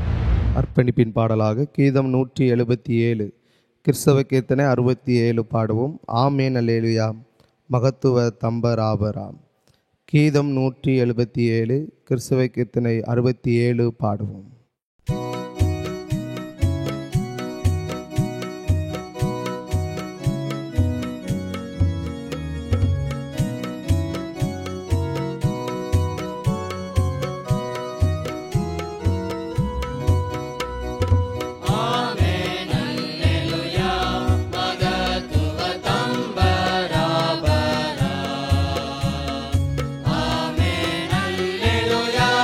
Jayam jayam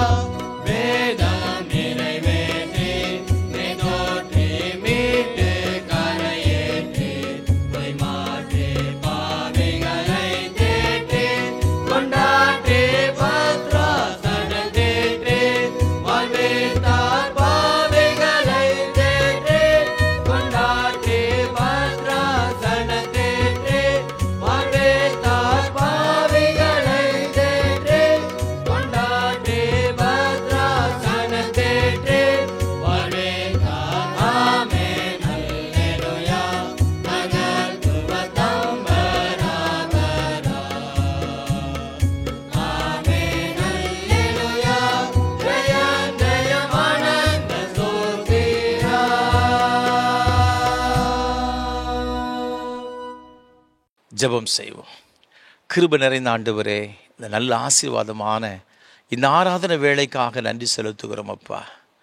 உயிர்த்தெழுந்த இரட்சகராக இருக்கிற நீர் எங்களை சந்திக்கும் போது எங்கள் வாழ்க்கையில் தருகிற ஆசீர்வாதங்களுக்காக கோடா கோடி ஸ்தோத்திரம் ஐயா. அந்த ஸ்திரீகளும் சீஷர்களும் பயந்து நடுங்கி வேதனையோடு கூட இருந்தார்கள் அப்பா. அப்படி வாழ்க்கையில் சமாதானத்தை கொடுத்தீரப்பா. ஆண்டவரே, வெறுமையான ஒரு நிலைமை, பின்மாற்றமான ஒரு சூழலில் இருந்த பேதுருவும் மற்ற சீஷர்களையும் நீ தேடி வந்து அப்பா, பிள்ளைகளேன்னு சொல்லி அழைத்தப்பா, அவர்களை ஆசீர்வதித்து மீண்டும் ஆண்டவரே உம்முடைய ஊழியம் செய்யும்படியாக அவரை எடுத்து நிறுத்தினீரே. எத்தனை பெரிய ஒரு அன்பு சுவாமி! நீர் உமது பிள்ளைகள் மீது காண்பித்த இரக்கம் எத்தனை பெரியதப்பா, கிருபை எத்தனை பெரிய, அதற்காக ஸ்தோத்திரம். உயிர்த்தெழுந்த இரட்சகராக இருக்கிற நீர் ஒரு ஜனங்களை சந்திக்கும் போது வாழ்க்கையில் ஏற்படுகிற மாற்றங்களுக்காக, ஆசீர்வாதங்களுக்காக ஸ்தோத்திரம். அந்த ஆசீர்வாதத்தை உலகமோ உலகத்தின் அதிகாரமோ வேறு எந்த ஒரு காரியமோ தடுக்க முடியாது நாங்கள் அறிந்திருக்கிறோம் ஐயா. அதற்காக நன்றி செலுத்துகிறோம் ஐயா. இப்போது இந்த ஆராதனை பங்கு பெற்றுக் கொண்டிருக்கிறோம் அன்பு பிள்ளைகள் ஒவ்வொருவருக்காக ஜெபிக்கிறோம் சுவாமி. உம்முடைய பிள்ளைகள் என்னென்ன காரியத்தின் நிமித்தம் துக்கத்தோடு, வேதனையோடு, நடுக்கத்தோடு, பயத்தோடு வாழ்ந்து கொண்டிருக்கிறார்களோ, அது அவருடைய தனிப்பட்ட காரியமாக இருக்கலாம், வியாதியாக இருக்கலாம், பிள்ளைகளுக்கு அடுத்த காரியமாக இருக்கலாம், வேலைகளுக்கு அடுத்த காரியமாக இருக்கலாம், திருமணத்துக்கு அடுத்த காரியங்களாக இருக்கலாம், குழந்தை செல்வம் இல்லைன்னு சொல்லப்பட்ட ஒரு காரியமாக இருக்கலாம், எதுவாக இருந்தாலும் தகப்பனே, உமது பிள்ளைகளுடைய வேதனையெல்லாம் அறிந்திருக்கிற ஆண்டவர், இன்றைக்குமே சந்திக்கும்படியே வந்திருக்கிற இந்த பிள்ளைகளுடைய வாழ்க்கையில் கர்த்தர் ஒரு அற்புதத்தை செய்யும்படியாய் ஜெபிக்கிறோம் ஐயா. இயேசுவின் நாமத்தினால் இந்த பிள்ளைகளுடைய கட்டுகள் எல்லாம் அறுக்கப்பட்டு போகும்படி நாங்கள் ஜெபிக்கின்றோம். அற்புதமான ஒரு விடுதலை உண்டாகட்டும் ஆண்டவரே. உயிர்த்தெழுந்த இரட்சகருடைய அந்த சந்திப்பை ஏற்றுக்கொள்ளும்படியாக மனமு வந்து தங்களுடைய வாழ்க்கை ஒப்புக் கொடுத்திருக்கும்படி அன்பு பிள்ளை ஒவ்வொருவருக்காக ஜெபிக்கிறோம். யார் யாரெல்லாம் இயேசுவே எனக்குள் வாரும் ஆண்டவரே, உம்முடைய சந்திப்பை நாங்கள் விரும்புகிறோம், உம்மோடு கூட உறவாட விரும்புகிறோம் சொல்லி யாரெல்லாம் நாங்கள் அர்ப்பணித்திருக்கிறோம் ஒவ்வொருவருக்கு அதை சந்திப்பீராக அவர்களை ஆசீர்வதிக்க வேண்டும் நாங்கள் ஜெபிக்கிறோம் ஐயா. ஆண்டவரே, குடும்பத்தில் சமாதானம் பெருகட்டும் ஆண்டவரே, பலவீனங்கள் மாறட்டும் ஆண்டவரே, வியாதிகள் மறையட்டும் இயேசுவின் நாமத்தினாலே. ஒவ்வொருவரையும் ஆசீர்வதிங்கப்பா. தொழில்கள் ஏற்பட்ட நஷ்டத்தின் நிமித்தமாக வேதனையோடு கண்ணீரோடு வந்திருக்கிற பிள்ளைகளுக்கு ஜெபிக்கிறோம் ஐயா. இந்த புதிய ஆண்டவரை பினான்சியல் இயர்கள் பிரவேசித்திருந்த பிள்ளைகளுக்கு ஜெபிக்கிறோம் ஐயா. இந்த பிள்ளையுடைய வாழ்க்கையில் ஒரு பெரிய ஆசீர்வாதத்தை கட்டளையிடுவீராக. கடந்த ஆண்டில் எவைகளெல்லாம் இழந்து போனார்கள், அதற்கு பிறகு இரட்டிப்பான ஒரு நன்மையை இந்த ஆண்டில் பெற்றுக்கொள்ள ஆண்டவர் அனுகிரகம் செய்ய வேண்டும் நாங்கள் ஜெபிக்கிறோம் ஐயா. ஆசீர்வதிங்கப்பா. வயோதிபர் இருவருக்கு அருமையான தாய் தகப்பன்மாருக்காய் ஜெபிக்கிறோம் ஐயா. அவருடைய எல்லா கவலைகளையும் கண்ணீரையும் துக்கத்தை கர்த்தர் மாற்றுவீராக சுவாமி. அவர்கள் பலப்படுத்துங்கப்பா. நல்ல ஒரு சுகத்தையும் ஆரோக்கியத்தை தீர்க்க ஆயுசு அவர்களுக்கு கொடுத்து கர்த்தர் நடத்தும்படியே ஜெபிக்கிறோம். அவருடைய பலவீனங்களெல்லாம் கர்த்தர் மாற்றி பலப்படுத்தும்படி நாங்கள் ஜெபிக்கிறோம் ஐயா. தகப்பனே, உமக்கு ஸ்தோத்திரம் ஐயா. நீ தந்த கற்பத்தின் கனிகளை கர்த்தர் ஆசீர்வதிப்பீராக. ஆண்டவரே, வேலைக்காய் காத்திருக்கிற பிள்ளைகளுக்காய் ஜெபிக்கிறோம். ஏற்ற நல்ல வேலை வாய்ப்புகளை தாருங்கப்பா. அயல் நாடுகளில் சென்று பிரயாசப்பட்டு வேலைக்காய் பிரயாசப்படுகிற ஒவ்வொரு சகோதர சகோதரிகளுக்கு நாங்கள் ஜெபிக்கிறோம். கர்த்தருடைய கரம் இந்த பிள்ளைகளுக்கூட இருக்கும்படி நாங்கள் ஜெபிக்கிறோம். உயிரோடு கூட எழுந்த இயேசுவை இன்றைக்கு தன்னுடைய வாழ்க்கையில் ஏற்படுத்தி ஆண்டவர் ஏற்றுக்கொண்டிருக்கிற இந்த பிள்ளையுடைய வாழ்க்கையில் கர்த்தர் ஒரு அற்புதத்தை செய்யும்படி ஜெபிக்கிறோம். எவ்வளவோ பிரயாசப்பட்டேன், அதெல்லாம் ஒன்றுமில்லாமல் வீணாய் போய்விட்டது என்று சொல்லி கண்ணீரோடு கூட வந்திருக்கிற போது பிள்ளைகளுக்கு ஜெபிக்கிறோம். இந்த நாட்களிலே இந்த கண்ணீர் மாறட்டும் நாங்கள் ஜெபிக்கிறோம் ஐயா. அப்படி வாழ்க்கை அற்புதத்தை செய்வீராக. திருமண தடைகள் நிமித்தம் வேதனையோடு கூட இருக்கிற பிள்ளைகளுக்கு ஜெபிக்கிறோம். இந்த திருமண தடைகள் மாறட்டும் ஆண்டவரே. ஏற்ற வேளையில் உம்முடைய பிள்ளைகளுடைய வாழ்க்கை அற்புதம் நடப்பதாக. மங்களகரமான காரியம் நடைபெற உதவி செய்யும்படி ஜெபிக்கிறோம் ஐயா. திருமணமாகியும் பல ஆண்டுகளாக குழந்தை செல்வத்திற்கு ஏங்கி ஆண்டவரை எதிர்பார்த்து இல்லாதபடி நான் தவித்து கொண்டிருக்கிற தம்பதிகளுக்கு ஜெபிக்கிறோம் சுவாமி. அப்படி எல்லா விதமான வேதனைகளை கர்த்தர் மாற்றி போட்டு அப்படி வாழ்க்கையில் ஆண்டவரே உமக்கு ஸ்தோத்திர கற்பத்தினை கொடுத்து ஆசீர்வதிப்பீராக. அதே போல் ஆண்டவரே, மூடு ஆண்டவருடைய சமூகத்தில் வந்து ஆண்டவர் பொருத்தனையோடு ஜெபித்து அநேக பிள்ளைகளுக்கு குழந்தை செல்வங்களை கொடுத்திருக்கிறீங்கப்பா. அதற்காக உமக்கு ஸ்தோத்திரம் செலுத்துகிறோம். அந்த பிள்ளைகளையும் கர்த்தர் ஆசீர்வதிப்பீராக. பேறுகால நிலைமை இருக்கிற சகோதரிகளுக்கு ஜெபிக்கிறோம் ஐயா. ஆண்டவர் பிள்ளைகளுக்கு கிருபையா இறங்கி கற்பத்திற்கனை பூரணப்படுத்தி சுக பிரசவத்தை கர்த்தர் கட்டளையிட வேண்டும் நாங்கள் ஜெபிக்கிறோம் ஐயா. நீங்க அவர் செய்கிற தயவுக்காய் ஸ்தோத்திரம். முது பிள்ளைகள் கைட்டு செய்கிற எல்லா பிரயாசங்களுக்காக ஜெபிக்கிறோம். என்னென்ன வேலைகள் செய்கிறார்கள் எல்லாவற்றும் ஆசீர்வாதம் நிறைவாய் தங்கியிருக்கும்படி ஜெபிக்கிறோம். என்னென்ன காரியத்திற்காக இந்த ஆராதனை பங்கு பெற்று உமோடு ஆண்டவரே உம்மை நோக்கி ஜெபித்துக் கொண்டிருக்கிறார்களோ அந்த தேவையெல்லாம் கர்த்தர் சந்திக்கும்படி ஜெபிக்கிறோம். ஒன்று கூட குறைபடாதபடி படிக்கும் எல்லாவற்றையும் நிறைவாய் பெற்றுக்கொள்ள ஆண்டவரே நீர் அனுகிரகம் செய்யுங்கப்பா. நீங்கள் அவர் செய்கிற தயவுக்காக கோடா கோடி ஸ்தோத்திரம் ஐயா. இந்த நாளிலும் இந்த ஆராதனை வேளை ஒளிப்பதிவு செய்வதற்கு உதவி செய்த சென்னை சார்ந்த அருமையான பிள்ளைகளுக்காக திருமதி விமலா அன்புடையான் இந்த அருமையான அம்மாவுக்காக ஸ்தோத்திரம் செலுத்துகிறோம் ஐயா. தன்னுடைய பிறந்த நாளை காண கொடுத்த எல்லா கிருபைகளுக்காக ஸ்தோத்திரம். வருஷத்தை நன்மையினால் முடிசூட்டுகிற ஆண்டவர், இதை புதிய ஆண்டவர் நன்மையினால் நிரப்பப்பட்ட நாளை காணப்பட உதவி செய்யுங்க. நல்ல சுகத்தை பலத்தை தீர்க்காயுசை கொடுத்து நீ உன் பிள்ளைகளின் இஸ்ரவேலுக்கு நாங்கள் சமாதானத்தை காண்பேன்னு சொன்னீர் சுவாமி. சந்ததிகளெல்லாம் கண்டு உமக்கு ஸ்தோத்திரம் செலுத்தும்படியாக ஆண்டவர் கிருபை தாரும். அப்படி பலவீனத்தில் பலன் தாரும் ஐயா. ஆரோக்கியத்தில் நிரப்புங்கப்பா. நீங்கள் கொடுத்த அருமையான பிள்ளைகளுக்காக ஸ்தோத்திரம் ஆண்டவர். மூத்த மகளுக்காக திருமதி மாலினி ஆபிரகாம் அவர்களுக்காக, அவருடைய கணவர் திரு சித்னா ஆபிரகாமுக்காக ஸ்தோத்திரம் செலுத்துகிறோம். அருமையான பிள்ளைகளை ஆசீர்வதிங்க. நீங்கள் அவர்களுக்கு கொடுத்த அருமையான பிள்ளைகளுக்காக மிஸ்ஸஸ் கெவின் ஆபிரகாம், மிஸ்ஸஸ் கெவினுக்காக ஸ்தோத்திரம் செலுத்துகிறோம் ஐயா. அருமையான பிள்ளைகளை கர்த்தர் ஆசீர்வதிப்பீராக. அதே போல் மெல்வின் ஆபிரகாமுக்காக ஸ்தோத்திரம் செலுத்துகிறோம். அருமையான மகனை கர்த்தர் ஆசீர்வதிக்கும்படி நாங்கள் ஜெபிக்கிறோம் ஐயா. அருமையான அம்மாவுக்கு கொடுத்த அருமையான மகனுக்காக மிஸ்டர் தாமஸ் வாக்கருக்காய் ஸ்தோத்திரம் செலுத்துகிறோம். அருமையான சகோதரரை ஆசீர்வதிங்கப்பா. கிருபையினால் நன்மையினால் நிரப்புவீராகும். அவருடைய எல்லா தேவைகளுக்கு அதை சந்திக்கும்படியாக நாங்கள் ஜெபிக்கிறோம் ஐயா. அதே போல் இளைய மகளுக்காக ஸ்தோத்திரம். திருமதி ரஞ்சினி இன்பராஜ் அவர்களுக்காக, மிஸ்டர் டேனியல் இன்பராஜ் அவர்களுக்காக ஸ்தோத்திரம் செலுத்துகிறோம். பிள்ளைகளுடைய குடும்ப வாழ்வை கர்த்தர் ஆசீர்வதிப்பீராகும். நீங்கள் கொடுத்த அருமையான மகனுக்காக மார்க்குக்காக ஸ்தோத்திரம் செலுத்துகிறோம். அருமையான பிள்ளையும் கூட கர்த்தர் ஆசீர்வதிக்கும்படியாக நாங்கள் ஜெபிக்கிறோம் ஐயா. நீர் அருமையான அம்மாவுக்கு கொடுத்த ஆண்டவரே பிள்ளைகள் ஆண்டவர் சந்ததிகளுக்காக ஸ்தோத்திரம் செலுத்துகிறோம். அருமையான பிள்ளைகள் எல்சிக்காக, கிடியோனுக்காக, ஜீவனுக்காக ஸ்தோத்திரம் செலுத்துகிறோம். ஆண்டவர் இந்த பிள்ளைகளை ஆசீர்வதிப்பீராக. குடும்பத்தில் ஒவ்வொருவருக்கு வேண்டிய எல்லா நல்ல ஈவுகளையும் நல்ல கிருபைகளையும் நல்ல ஆரோக்கியத்தையும் சமாதானத்தையும் கொடுத்து ஆசீர்வதிக்கும்படியே ஜெபிக்கிறோம் ஐயா. உன்னதமான இடங்களில் பிள்ளைகள் கடந்து வரும்படியான கிருபைகளை கொடுத்து கர்த்தர் ஆசீர்வதிப்பீராக. நாங்கள் நினைப்பதற்கும் விரும்புகிறதற்கு வேண்டி கொள்வதற்கு அதிகமாக கிரியைச்சல் வல்லவென்படியே கர்த்தர் பெரிய காரியங்கள் கட்டிடுங்க. இந்த ஆராதனையில் பங்கு பெற்ற அனைத்து பிள்ளைகளையும் கர்த்தர் ஆசீர்வதிப்பீராக. இரட்சகர் இயேசு கிறிஸ்துவின் பரிசுத்த நாமத்தில் தாழ்மொழி ஜெபிக்கிறோம் ஜீவனுள்ள நல்ல பிதாவே.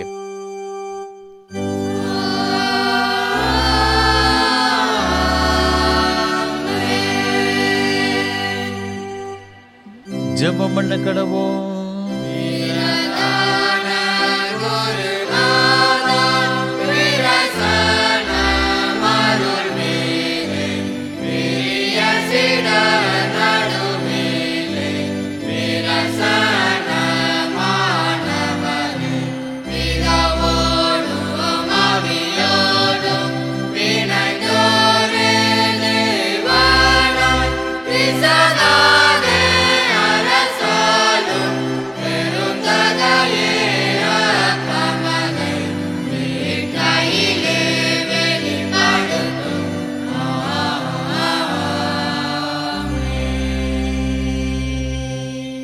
கர்த்தர் உங்களோடு இருப்பாராக.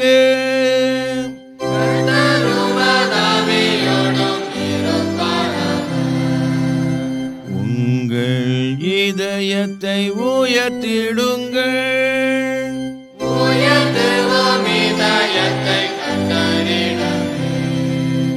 ஸ்தோத்திரம் செலுத்துவோம் தேவனுக்கே.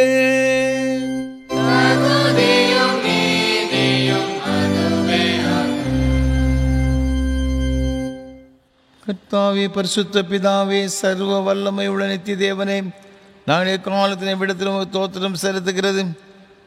தகுதியும் நீதியும் எங்களுக்கு விசேஷத்தை கடமையுமா இருக்கிறது. முதுகுமாரனும் ஆண்டோருமாய் இயேசு கிறிஸ்து மூலமாக நிர்வாணங்களையும் பூமியை அவர்களாவற்றை சிருஷ்டித்தீர். மனு குலத்து சாயலாக உண்டாக்கினீர். நாங்கள் பாவத்தில் விழுந்த போது புது சிருஷ்டி முதல்வர்களாக நீர் எங்களை மீட்டு கொண்டீர்.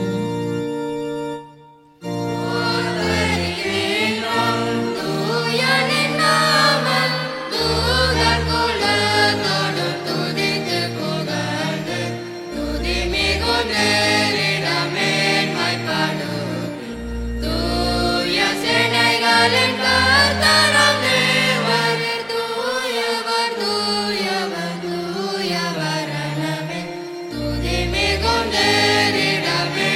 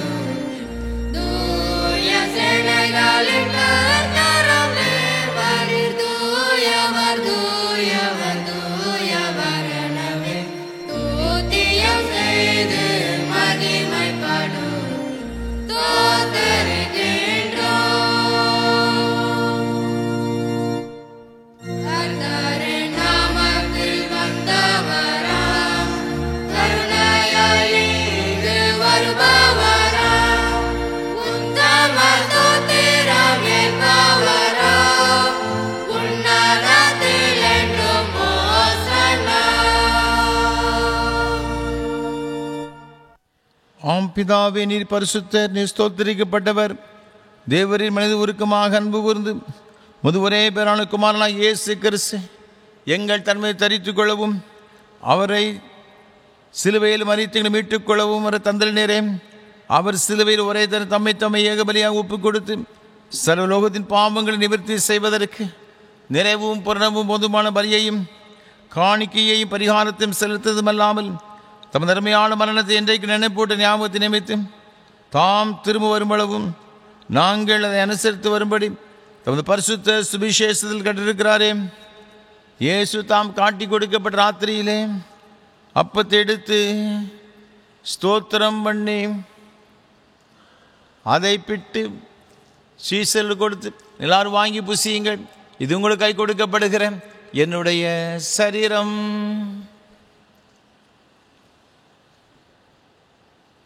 என்னை நினைவு செய்கின்றார். அப்படி ராபோஜன பண்ணின பின்பு பாத்திரத்தை எடுத்து ஸ்தோத்திரம் பண்ணி அவர்களுக்கு கொடுத்து, நீங்கள் யார் இதில் பானம் பண்ணுங்கள், இது பாவ மன்னிப்பு உண்டாம்படி உங்களுக்காக அநேகருக்கு சிந்தப்படுகிற புது உடன்படிக்கைக்குரிய என்னுடைய இரத்தம். இதை பானம் பண்ணும் பொழுதெல்லாம் என்னை நினைவு கூறும்படி இதை செய்யுங்கள் என்று திருவுளம் பற்றினார்.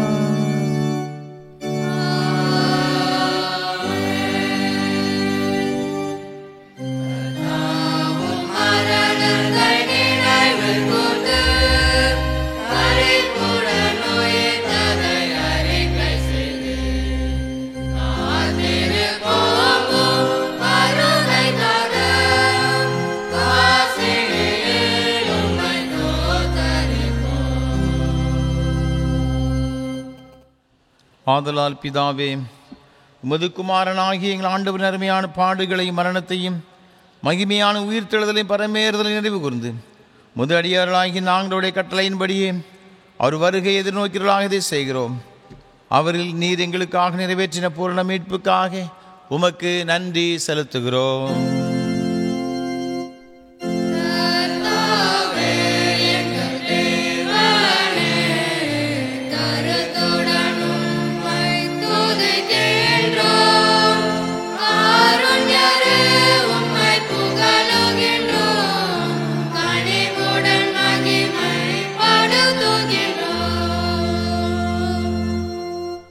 இரக்கமுள்ள பிதாவே, நாங்கள் பிடிக்கிற அப்பம் கிறிஸ்துவுடைய சரீரத்தின் ஐக்கியமாயும் நாங்கள் ஆசீர்வதிக்கிற பாத்திரம் கிறிஸ்துவுடைய இரத்தத்தின் ஐக்கியமாயிருக்கும்படி எங்களையும் நீரே தந்தை அப்பத்தையும் திராட்சரசத்தையும் முது பரிசுத்த ஆவியினால் பரிசுத்தப்படுத்த வேண்டுமென்று மிகுந்த தாழ்மையோடு பிரார்த்திக்கிறோம்.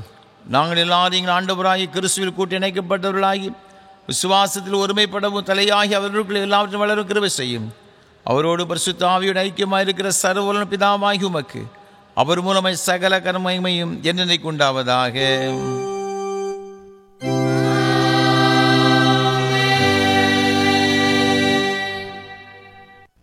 நமது இரட்சகராகிய கிறிஸ்து கற்பித்தபடி அவரில் நமக்கு அருளப்பட்ட தைரியத்தோடு செல்வோமாக.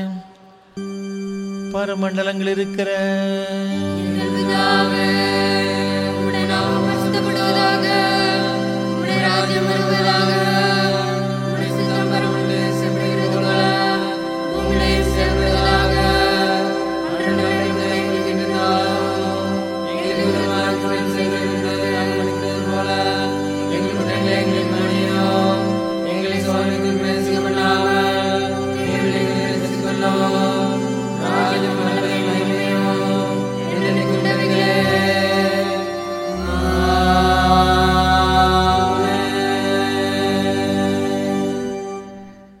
ஆண்டவருடைய திருப்பந்தியில் சேருவதற்கு நம்மில் எவ்வளவு பேரும் தகுதி இல்லை என்று உணர்ந்தவர்களாக கர்த்தரே நம்மை தகுதிப்படுத்தி பரிசுத்தப்படுத்தும்படியாக நாம் யாவரும் சேர்ந்து தாழ்மையின் விண்ணப்பத்தை ஏறெடுப்போம்.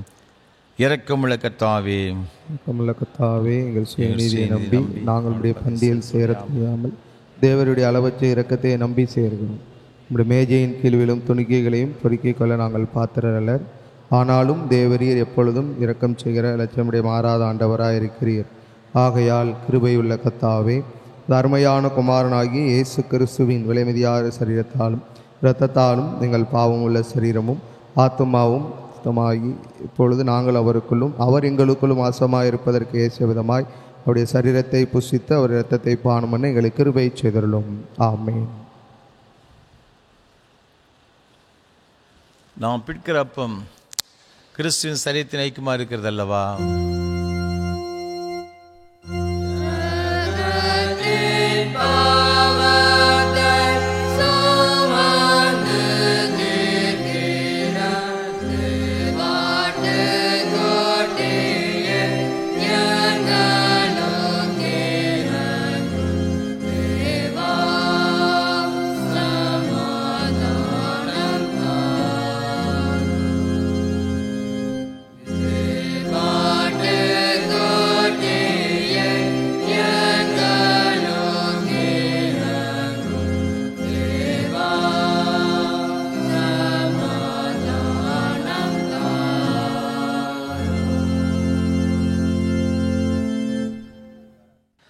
ஜெபம் பண்ண கடவோம்.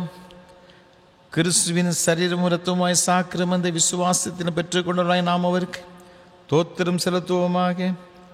சர்வ வல்லமுள்ள கடவுளே, பரமபிதாவே, நேசகுமாரன் உங்கள் ஆண்டவருமாகிய இயேசு கிறிஸ்துவுக்குள் எங்களை உமது பிள்ளையாக ஏற்றுக்கொண்டு அவருடைய விலைமதியாத திருச்சரீரமும் இரத்தவுமாகிய ஞான ஆகாரத்தால் எங்களை திருப்தியாக்குகிறேன். எங்கள் பாவங்களை மன்னித்து என்றுமுள்ள வாழ்வை எங்களுக்கு வாக்கு பண்ணியிருக்கிறேன். அளவிடப்படாத இந்த நன்மைகளுக்காகவும் சோதரிக்கிறோம். சரீரமும் ஆத்துமாவுமாகிய எங்களை தூய உயிருள்ள பலியாக உமக்கு படைக்கிறோம். இதுவே நாங்கள் செய்யும் உள்ளார்ந்த வழிபாடு. நாங்கள் இந்த உலகத்தின் போக்கின்படி ஒழுகாமல் கடவுளின் திருவுள்ளம் எது என தேர்ந்தெடுக்க எங்கள் உள்ளம் புதுப்பிக்கப்பட்டு மாற்றமடைய அருள் புரிவீராக.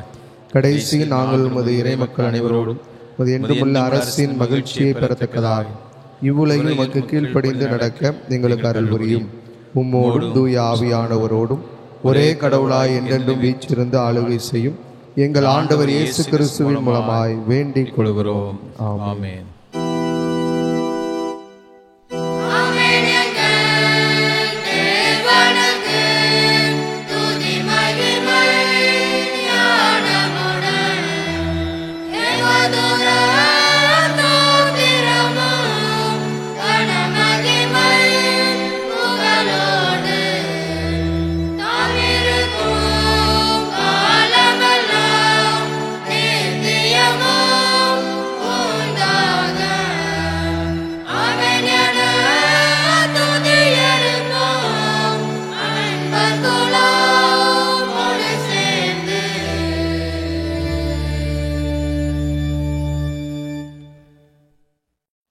எல்லா புத்திக்கு மேலான தேவ சமாதானம் உங்களோடு கூட இருந்து நீங்கள் தேவனையும் அவருடைய குமாரனாயும் நாதர் இயேசு கிறிஸ்து பற்றி அறிகிற அறிவிலும் அன்பில் நிலைத்திருக்கும்படி உங்கள் இருதயத்தை சிதை காக்கிடுவது பிதா குமாரன் பரிசுத்த ஆவியாகிய சர்வ வல்லமை பொருந்திய தேவனுடைய ஆசீர்வாதங்களோடு கூட இருந்து இன்றும் என்னும் சதா காலங்களிலும் உங்களோட நிலைத்திருக்க கடவது.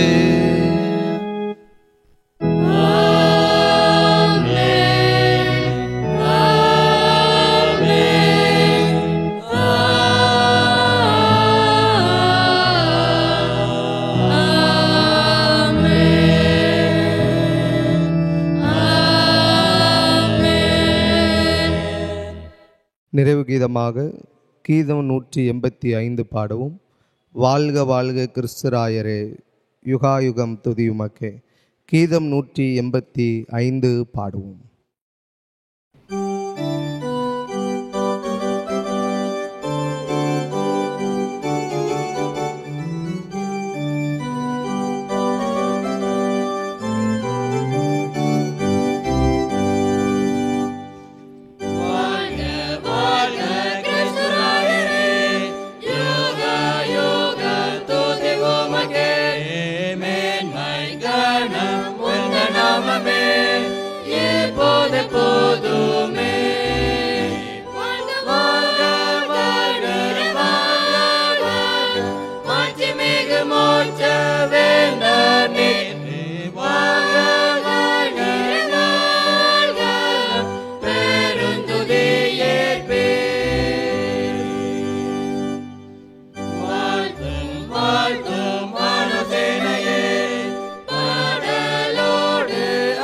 பாதமே மாந்தர் யாரும்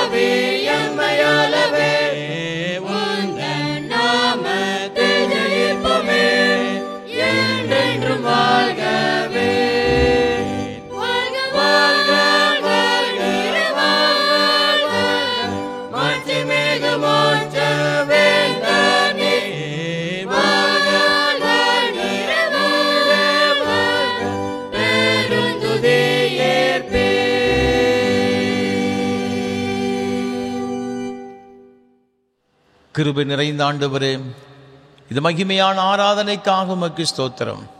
மெய்யாகவே மத்திய எழுந்தருளி உம்முடைய பிரசன்னத்தில் நிறைத்து முது பிள்ளைகள் ஒவ்வொருவரும் தனித்தனியாய் சந்தித்து ஆசீர்வதித்தீரே, அதற்காய் ஸ்தோத்திரம். என்னென்ன தேவைகளோடு எதிர்பார்த்து உம்முடைய சமூகத்தில் காத்திருந்தார்கள், ஒன்று கூட குறைவில்லாமல் சம்பூர்ணமாக நீ அருள் செய்கிற தேவனாய் இருக்கிறபடி உம்மை ஸ்தோத்தரிக்கிறோம். தொடர்ந்து ஜீவகாலமெல்லாம் முது பிள்ளைகளுடைய கரங்களை பிடித்து நடத்தி ஆசீர்வதிப்பீராக. மீட்பர் இயேசு கிறிஸ்துவின் மூலமாக ஜெபிக்கிறோம் பரிசுத்த பிதாவே. கர்த்தரோடு இருப்பாராக, அவரும் தாவீயோடு இருப்பாராக. தேவ சமாதானத்தோடு சென்று வாருங்கள். நாமத்தினாலே ஆமென்.